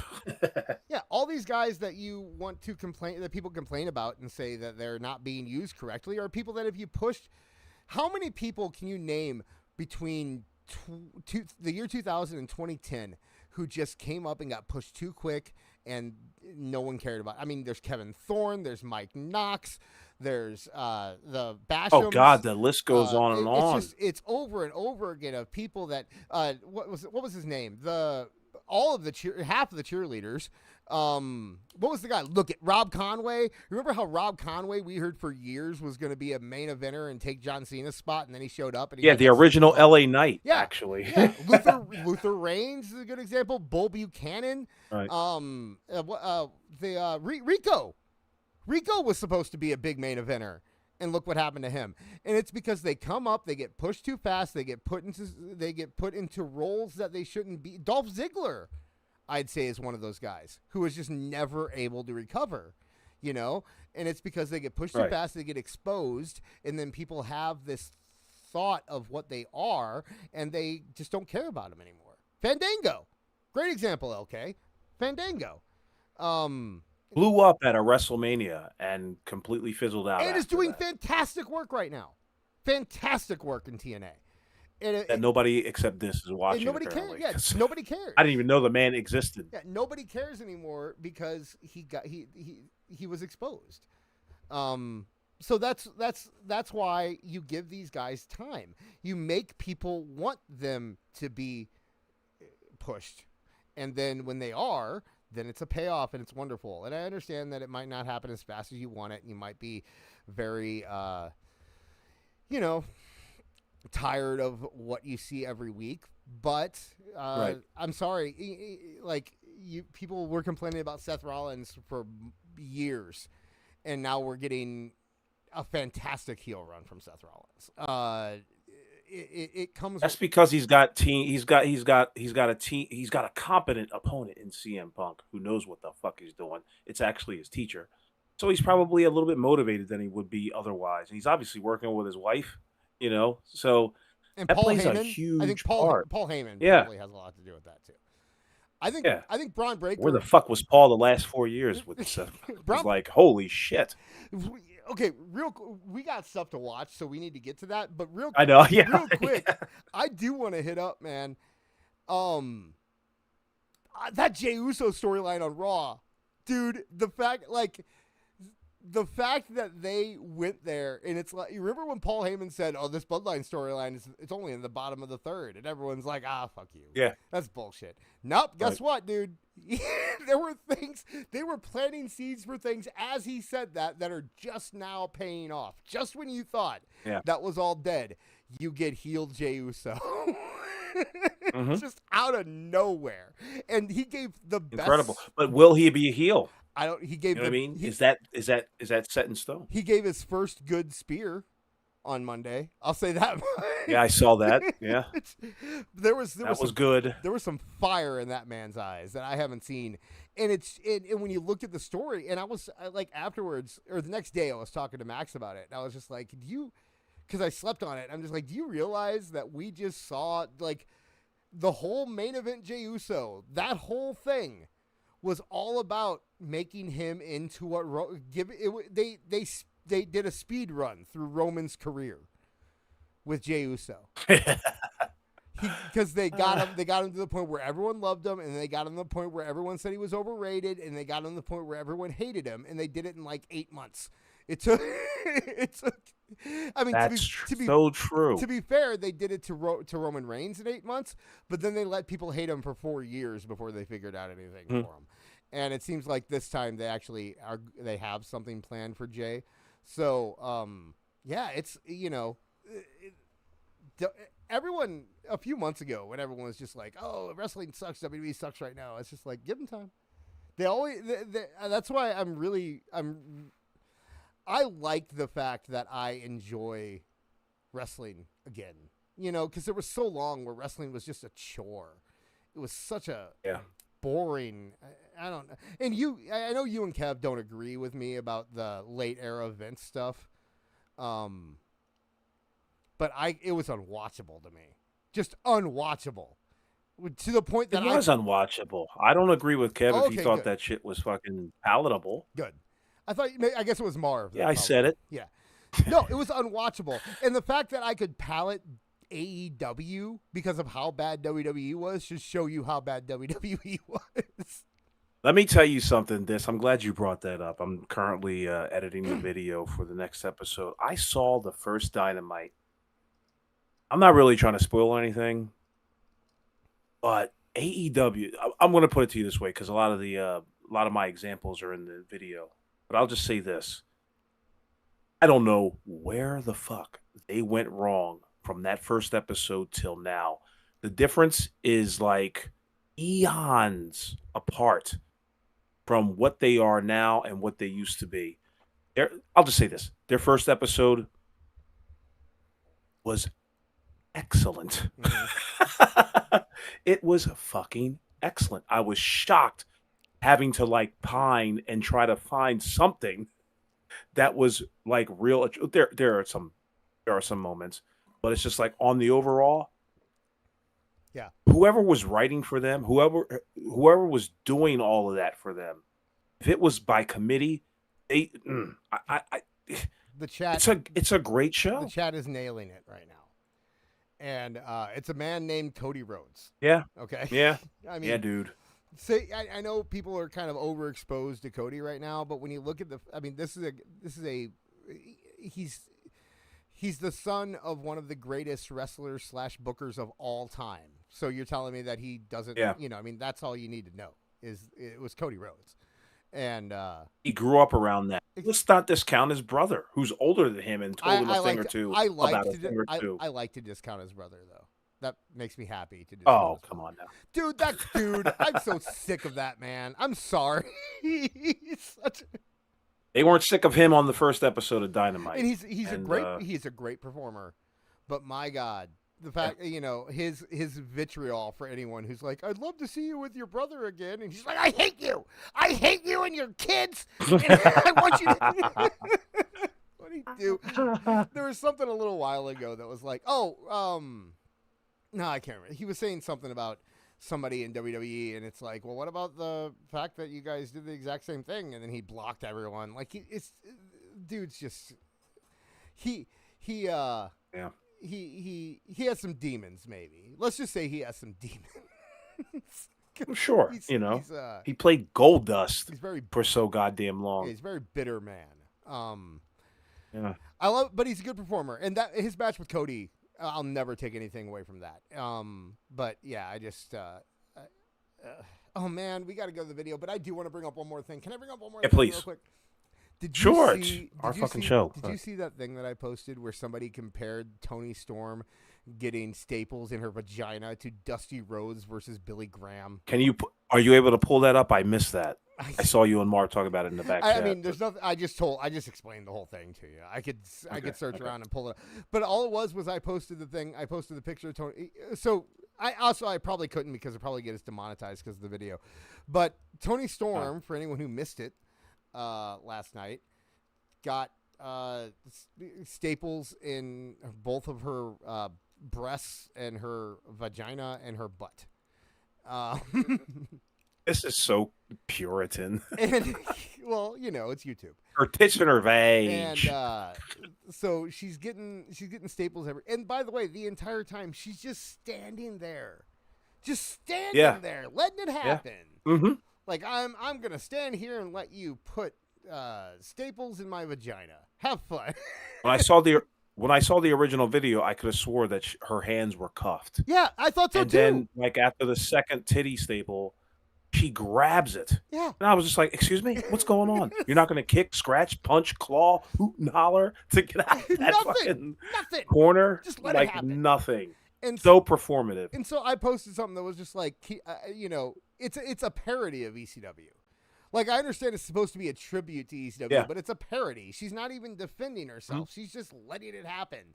And then someone came. It's one of those things. It's one of those things where it's just like, this needs to be a segment on The Office. Yeah. Like I was watching that particular video of her getting the staple. And I was just like, all right, now cut to Mike and Angela, fucking in the audience, like watching this spectacle happen. Absolutely, no, yeah, totally. It's ridiculous. And so the person responded to me and was like, "Oh, so did you get this mad when Dusty Rhodes and Billy Graham used cowbell?"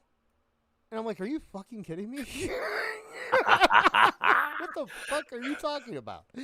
Like, wait, you're comparing Toni Storm and Sky Blue to the cowbell match between the bull rope match?" Lord. In the words of Michael Jordan, stop it. Yeah, what the fuck? Get some help. Are you insane? Are you insane? And then it was like, obviously, first off, referencing that match now is like saying Lou Thesz was the best wrestler of all time in the 90s. You don't actually think Lou Thesz is the best wrestler. You've just been told Lou Thesz is the best wrestler. If you're, I'm sorry, nothing wrong with Billy Graham versus Dusty Rhodes, but 90% of the people who reference them have never seen that match. Okay? They've just heard Cody and Dustin talk about it. And then they come in and they use it as a reference to say, it's like I said, it's like putting Bruno in your top 10, right? Everyone's got to put Bruno in their top 10. Well, guess what? You never saw one fucking He was Bruno. champion for 6 years. So. You don't know. He's got to be in my top 10. You don't know anything about Bruno. Mercedes, it's like Mercedes Moné putting Toyota on her Mount Rushmore of women's wrestlers. You don't. That's the one Japanese name you know. And that's why you put it there. Okay? So that's bullshit. So don't even try with me telling me that Billy Graham versus Dusty Rhodes is like Tony Storm versus Blue Sky. I'm sorry. Sky Blue. Whatever. Immediately lose. And don't look up that name on Google. No. But you've immediately lost every ounce of credibility you could like, I know you're not there for any kind of debate. And that, you know, come on, dude. You're telling me. I'm sorry. I can't do that. But we have some stuff to watch. You want me to start pulling some stuff up here? Get this going? Let's do that. This is where people come to see. Yeah. So this part, if you're here live, by the way, thank you very much. Give us a like, and if you wanna, if you would be so gracious as to tip us, you're more than welcome to in the description below, because the auto chat thing isn't working, so I'll have to work on that before next week. Here's a tip. Look out for yourself. But right now, we are going to watch some videos. So this first one, I guess we can't be 100% sure that we're going to make it through the whole thing. But we've heard tale that this this is kind of cringy. So it's something that we can't really watch on Toonie Talk, so we thought we'd bring it over here. And as you can tell, I'm killing time because my window closed. Okay, here we go, and I'm going to have to pause it. Okay, so this is the ceremony, or what would you call it? What would you call it? Yeah, Tribute? I would call it a ceremony. A ceremony? Yes, an honorary tribute. Where they were I guess it's not the hall. There's no Hall of Fame. What is it? They just put his banner. They retired Taz's number, I guess. What do they call that? Yeah, they retired Taz's name at the 2300, formerly known as the ECW arena. So nobody they put his banner up. I didn't even think about that before, but yeah, what does that even mean? You can't be called Taz anymore? Who knows? I'm not sure. Good question. And is it with 2 Z's or 1? I think it's 1. That's, because AEW uses the 1, right? So yeah. The reason why we want to watch this is because Taz made a big deal by trying to say that it's not a big deal to get his, to have airtime devoted to him. So he wanted this ceremony to be taken off air. And at the time, me and Dis, and I'm sure we were curious as to why that was. And we had a speculation that it's because AEW can't do a goddamn thing right, and Taz would be completely embarrassed by the showcase that Tony Khan would want to put on for him on national television, honoring him when he's got no goddamn footage of Taz. He can't use any footage of former Taz, not that I know of. But we're here to take a look at this video and see exactly what Taz might have been afraid of, and we're gonna try to mock and make fun as best we can. Hopefully. See if we can mine some comedy out of it. Yeah. We have not seen the video. Should I? But you will watch it along with us. Yes. So I guess my big question here is, do you think Tony? Oh, first off, for the chat, let me know how the sound works on this. This is the first time we're doing this. Second, okay.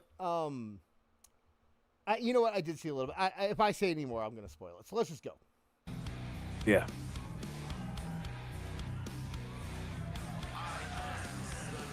Okay, so Taz immediately. Did you see the look on Taz's face?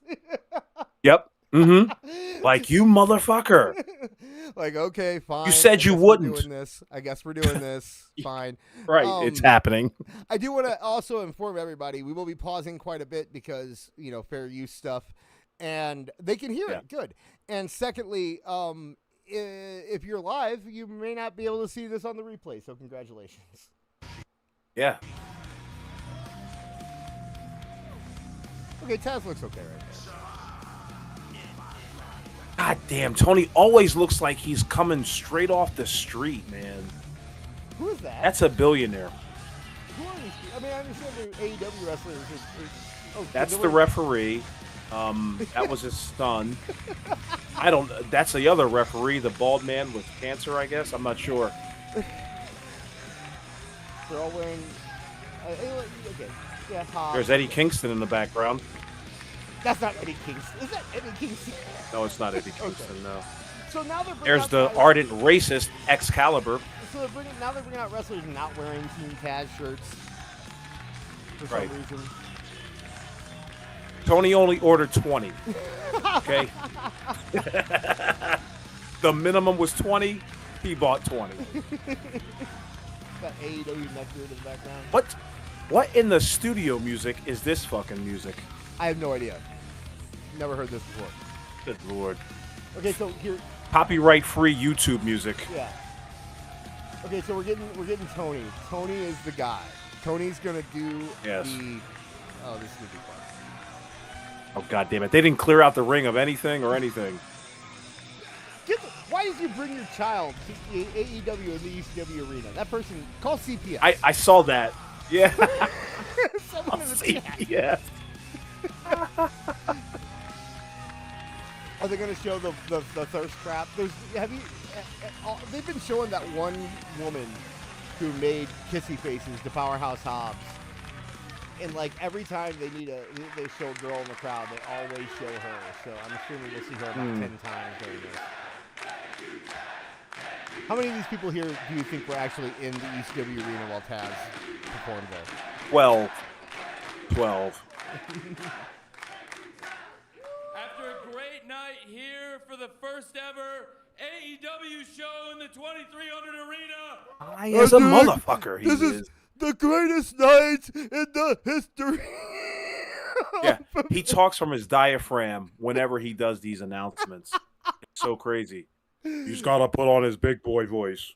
The first ever show in the AEW arena. Or the East. Okay, I'm sorry. I can't think of a more fitting way Oh, fuck. AEW's first night here than to pay homage, to pay respect to the greatest legend, in my opinion, in the history of this building. Taz looks so upset. He's like, look at that face. He's trying to like conjure up a tear. Like, I can't believe this fucking guy. Look at Jim Cornette in the background. That's not Jim Cornette, is it? It's Black Jim Cornette. Fury be in front of him? Oh, I see it now. No, it's a lady. Okay. But Taz looks so dejected. Like, this is the guy. Yeah. This is the guy. This is how my legacy ends. You could have gone to NXT. With a whimper. You could have gone. He's looking at Hook right now. Yeah, he's looking at Hook. How about that? I could be taking Booker T's spot on announcing. Yeah, okay. Well. Oh yeah, he's completely uncomfortable. Why do they do a close up on the Beulah shirt during Taz's moment? Who knows? It's my cousin doing there.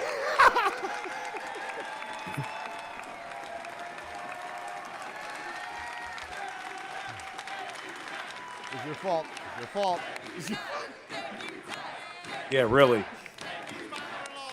What is that guy clapping? What is that? Come on, dude. Can you know how to clap correctly? Making Philly look terrible out here. Almost my entire life. This is only the second time I've ever been in this building. Look at that look. It's the first time I've set foot in this place in 29 years, since I was 13 years old. And the only other time I came here, I never dreamed I'd be able to set foot here. But I was here. I was Pause it right 13 here, years there. old, and I was wearing Try it. a tag. Oh, there. He's smiling, though. He's Off. smiling. Or, yeah, because he probably saw the kid Yeah. when he was there. You know, he was working. But Hook looks so young and not tough at all. No. I think it was a. Hello? What do you mean no? No, I said, no, you're right. I'm saying he does I'm here. not look tough. Oh Like, yeah. yeah. He does not look tough. He looks like a fan in the crowd. I think that the guy who was an Ant-Man right behind Taz could beat his ass. It looks like it really does. Right, that's look, all I got. I haven't seen much of Hook since he came back, but that guy, he really let himself go, man. He does not look. Yeah. I mean, he didn't. It might Ever not, since that concussion that we were not told about. right, and it might not even be a matter of him letting himself go. It might just be a matter of he's getting into his mid-20s, and that's when dudes start getting that gut. You know what I mean? Like that's Mhm. kind of when that starts happening. So Did he ever have a physique though? yeah, Like, he did. He He was, did. you know, When he first came in, Okay. he did. compared to you, yeah.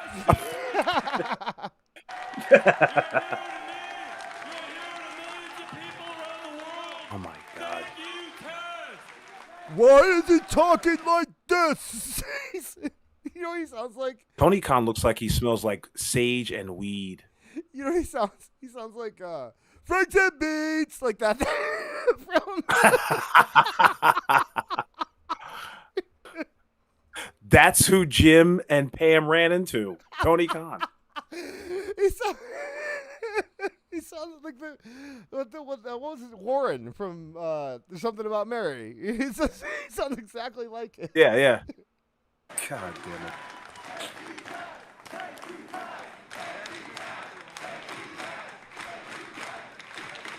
Okay, you know what? I knew he was going to hug him again. I knew he was going to do it. I'm going to ask you this real quick. This is going to be like Taz is going to be good, right? Like, there's no reason we need to watch the Taz part, I don't think. I mean, we No, can. we're going to watch all of this. All right, well, like, I obviously didn't expect any of this. And Wait. Jesse Ventura in the background. Look at that. Wait. Crazy. All the stars are out tonight. All the stars are here. Max says that, by the way, every time we play anything. Max always goes, all the stars are here from Norm Macdonald. Taz just said I didn't expect any of this, but didn't Taz later say that he told them he didn't want it on TV? So didn't he expect this? He held fucking Tony by the collar right before the show went on the air. Fucking It was put just this on like, TV. don't you fucking do it, you motherfucker, you.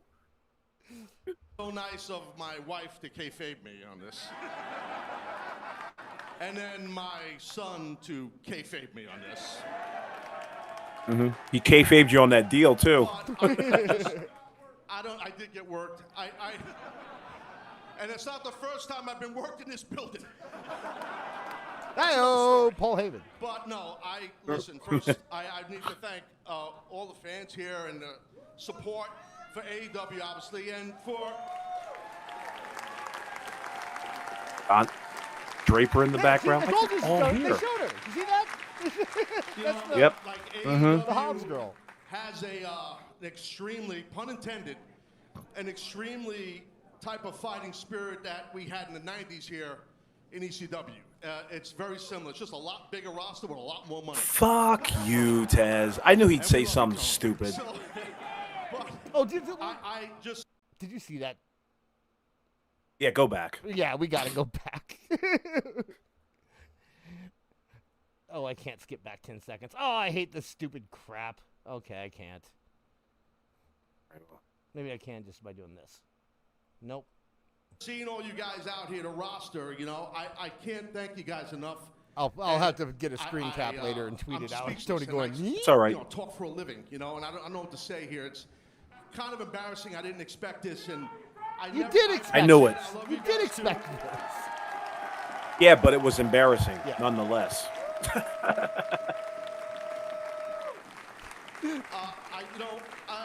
I've been blessed to have great memories in this building, like great, amazing memories. Some bad ones, but mostly all good. You know, but mostly all great, actually. And I've been very blessed, and I'm blessed to be in this company. I'm blessed to have the family I have. More people are watching this right now than would ever watch it on AEW. And I'm very Yeah, blessed probably. to be, like I said, in this company, what men and women on this roster, top to bottom, just bust their ass every fucking both. time, you know? So, He believes that. He believes that. Tony, thank you. You know, I didn't expect this at all, obviously. I want to thank all you guys for coming. We're going to kick ass for the next couple of weeks here. He doesn't believe Yo, that. next up is that Ring of Honor pay-per-view come Friday. That's going to be awesome. Okay, we're just going to keep rocking and rolling. But everyone here, thank you Don't very gamble much. with Taz. The roster's mad at me because they want to get back to the hotel. So I know the deal. Bobby's eyeballing me. I see you. So, but yeah, Tony, thank you. I don't know what else to say. I appreciate it. Oh, look at that, dude. I'm sorry. Yeah. He's working everybody else now. Yeah, that was not. Okay, hey, you know what? I'm glad Taz got his moment. That man, you know, I'm glad he got something. He deserves it, right? But I can't say that I believe that he was heartfelt in the moments that he was talking to Mr. Tony Khan.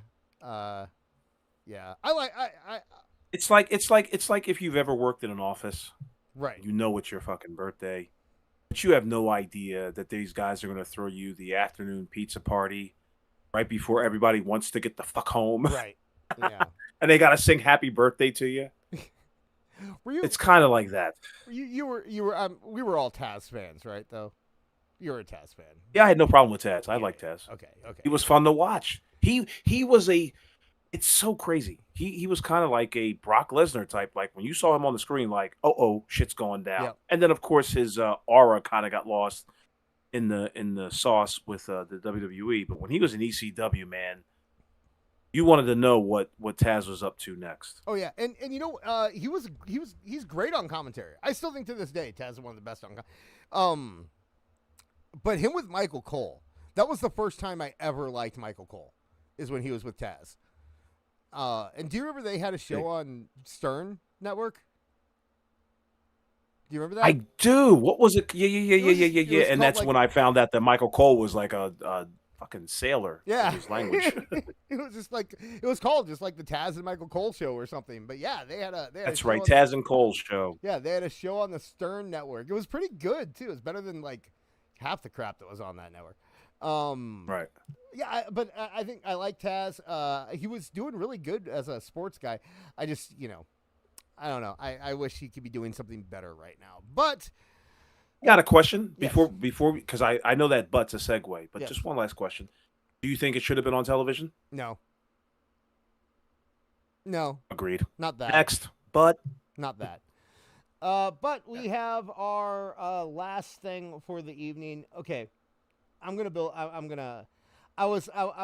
to surprise you, but I have a classic match from two legends that we're gonna watch right now. Awful. I'm telling you something that you probably haven't even thought about in decades. Okay. What if I told you that I have a match that you've never seen between Bob Backlund and Ken Patera? let's see it. Okay. I'm interested. You're interested? Good. Nice little palate cleanser. Yeah, were you a big Backlund fan back in the day ever? No, No? of course. My God. But, dude, you are Mr. Amateur Wrestler. You met Kurt Angle. Come on, man. Yeah, that's cool, but that doesn't mean it translates to grabbing my attention as far as like watching on a regular basis. Well, now you're going to be. You're gonna Look at Daniel Puder. Look at Gabe Stevenson. Okay. I mean, I go on. Anyway, All right, I here could we go go. on and on. A shitty amateur wrestler. Don't look in the background. Okay. Oh. There he is. Look What an honor it is, Mick, to sit here with you and call Bob these Backlund. matches for the great fans on Psychopath Live. Oh my God. The thousands here at the Gathering. That is Bob Backlund in 2011. 2011, probably still an ass kicker. This is Probably still an from ass kicker. this is when Juggalo Championship Wrestling did a show called Legends and Icons, and they brought in Bob Backlund and Ken Patera to have a match. They also brought in, check this out, the match before this was Rock and Roll Express versus the Midnight Express. It's not about who's excluded. And it lasted 39 seconds, awful. You know, I may feel differently after. Oh my God! Why? What happened? Who died? No, it was just the show. If you've never seen this show, it is insane. Okay, it's a fever dream of a show, and Mick Foley's on commentary doing the absolute worst commentary you've ever heard in your life. But look at Bob. I mean, granted, it's silly that he's wrestling, but look at how that man can go in 2011. Yeah, dude. Now, get ready for Ken Patera. Is Ken Patera going to be coming down the aisle wearing glasses? Just This wait. I gotta see. Ken Patera! Oh my God.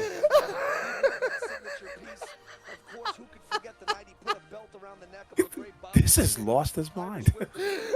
This is Ken Patera. This is what we're paying for. Oh my God. Look at that man. How you enjoying this? This is a classic. A classic. Did you? I am amazed at this. He made a T-shirt and put straps on it. Who designed that piece of shit? You think he couldn't find suspenders that fit him, so he had to? Motherfucker looks like Paulie from Goodfellas. Hey, listen. Oh my God, Ken Patera. I'm gonna get my smooth voice on here.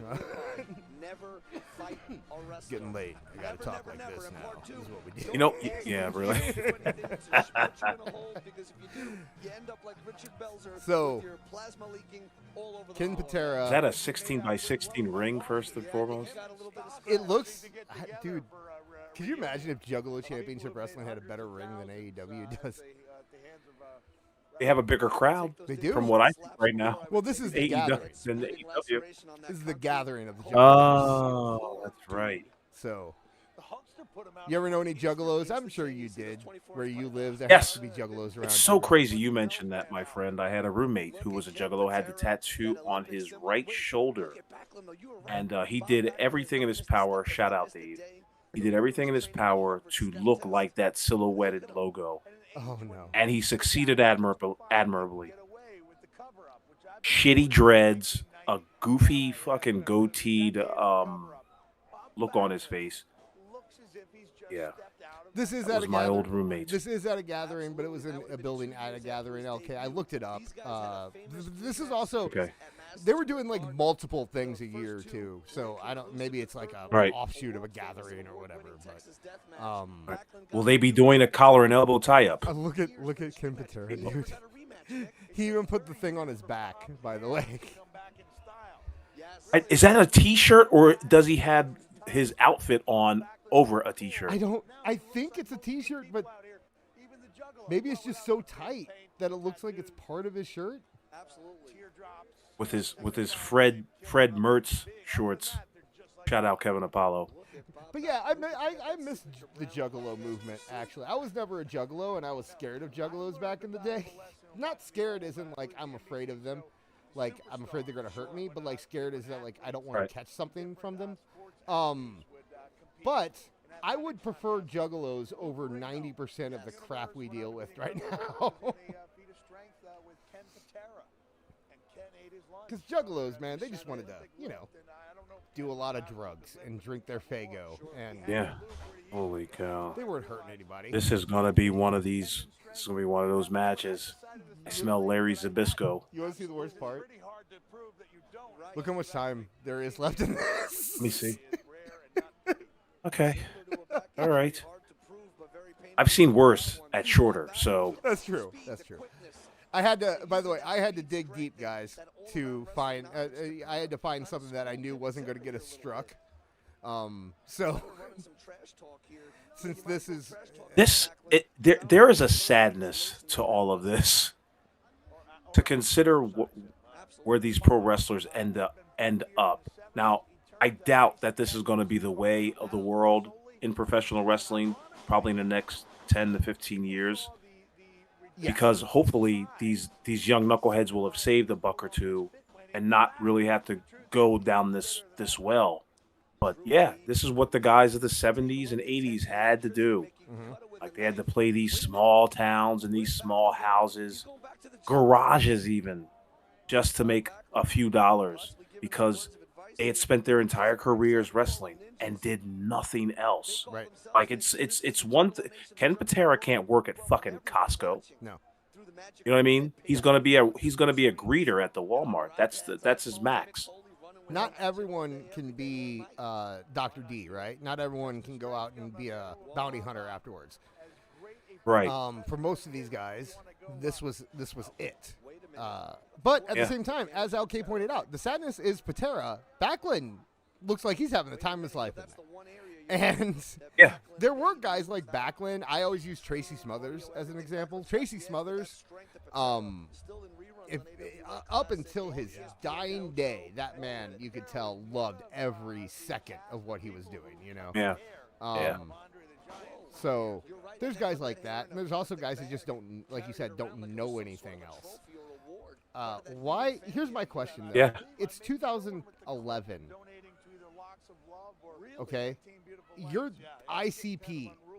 Why on earth, of all people, do you call Ken Patera, who looks like this, to come and wrestle at your show? Like, is there one person in the audience right now who bought this ticket because Ken Patera was there?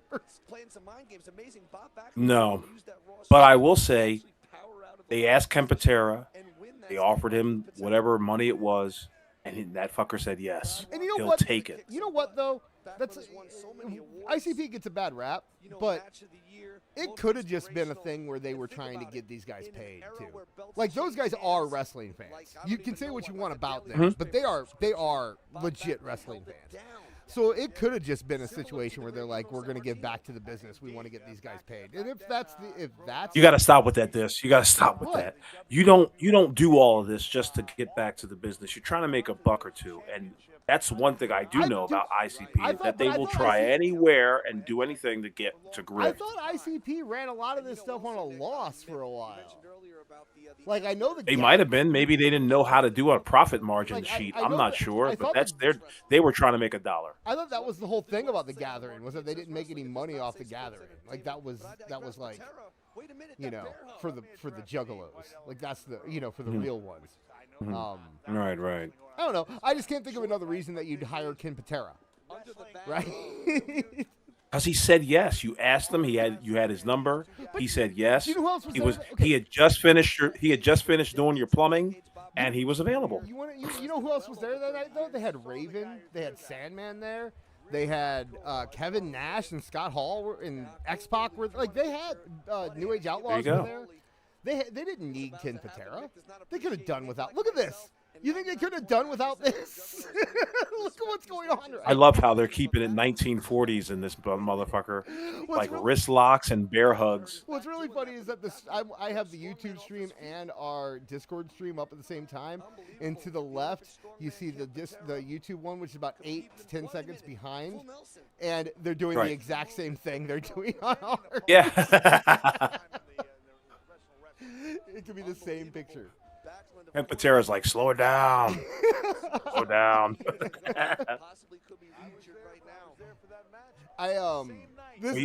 We got him, Bob. I mean, just slow it down. We should go back and forth. I wasn't sure about this before, but I'm kind of digging this now. Just hanging out, watching wrestling, talking. We'll go back and forth between good stuff and bad stuff, though. I have. First punch thrown and he missed. What the fuck was that? Was that a 3 count? The ref didn't get down on the ground. Oh my God. The ref didn't move. No, he got down on the ground. No, he did not. When did he get on the ground? Oh, he did. He did. Okay, we see his foot. Okay, yeah. You're right.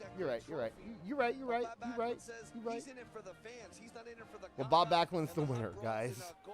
It's a big shot. Awesome. So, okay, yeah, that worked. Oh, they gave him a plaque. Aw. You think he cares? It's got his check on it. We got to see this now. Yeah, I got to see what's gonna happen. Why do you get a plaque? Because that's what he agreed upon. He looks more emotional than We'll give you a plaque. He looks more emotional than Taz did. I have to say. Yeah, because he got a plaque. If Taz would have got a plaque, he would have bawled like a little child. He's just running in the crowd, hugging people. Like somebody's giving him a piggyback. Oh no, he's attacking somebody. Of course. Mm. Oh, because he's crazy. Remember, he's crazy. I forgot about that. Yeah. He legitimately choked that guy out. Yeah. When did he pass? Did he? Now he's got to revive him. Did Bob Backlund pass away? is not passed. He didn't? No. I thought he did recently. I thought he did.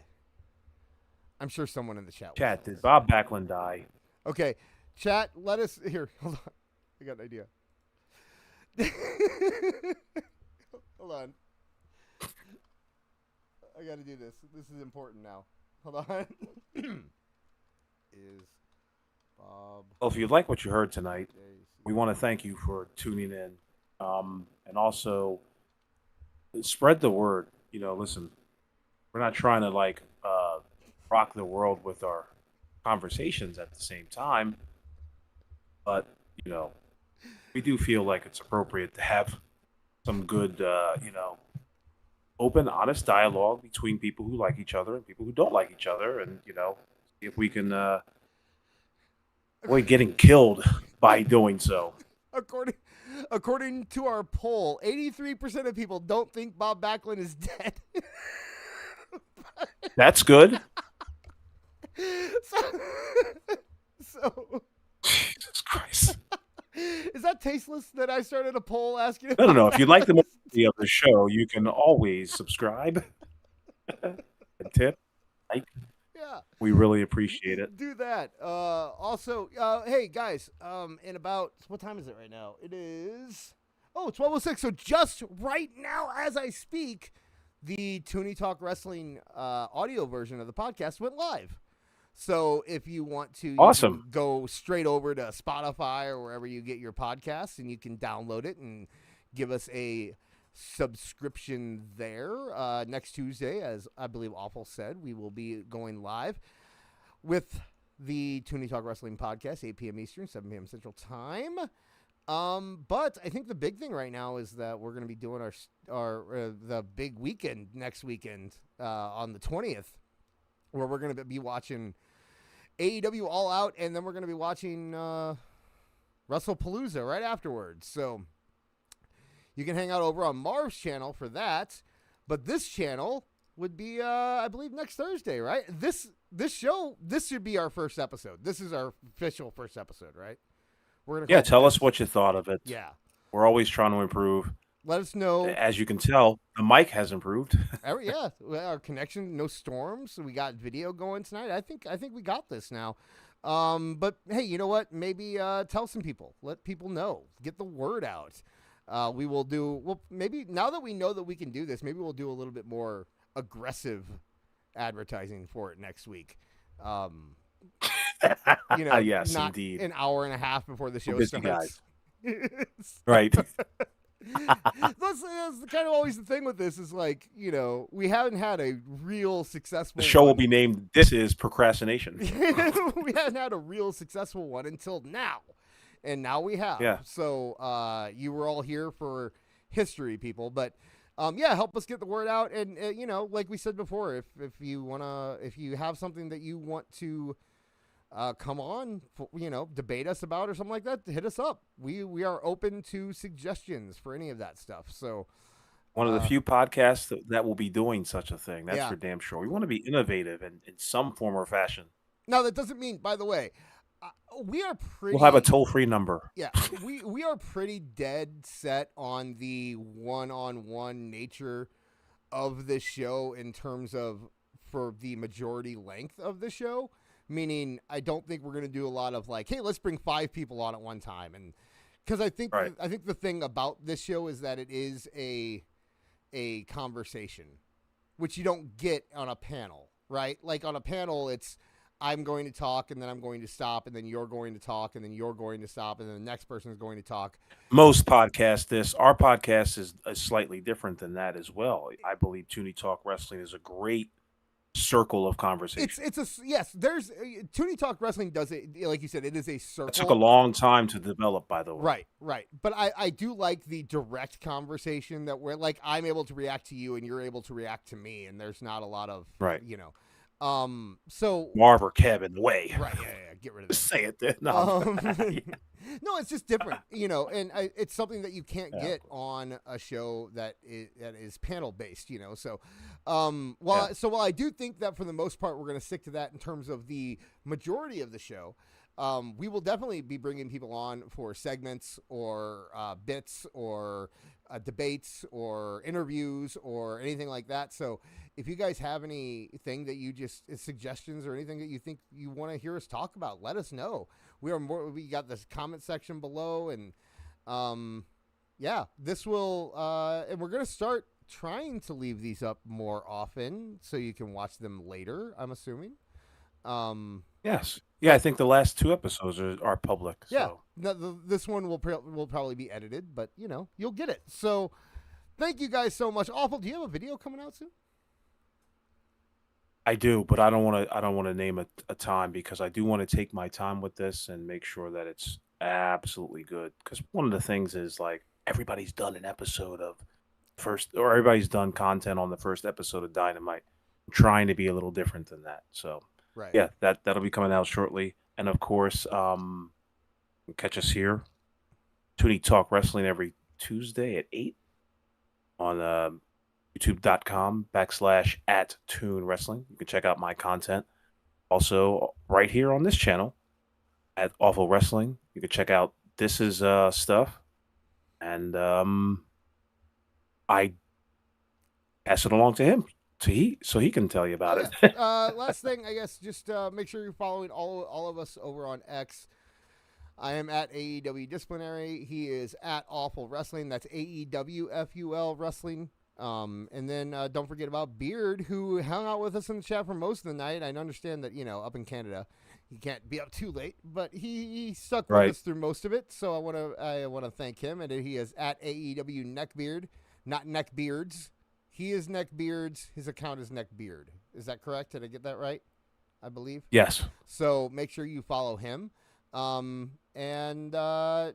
you want a link to the Discord, hit me up on Twitter or email me at AEW Disciplinary Committee @gmail.com, and I can send you a link over to the Discord.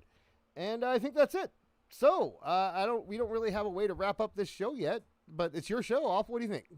Got a way? Long live free speech. That's all I've got. Should I say now get out of here? No, I'm not going to do that. No, you don't say that. You guys have a good night. We'll talk to you soon. We'll see you Peace. See you next Tuesday.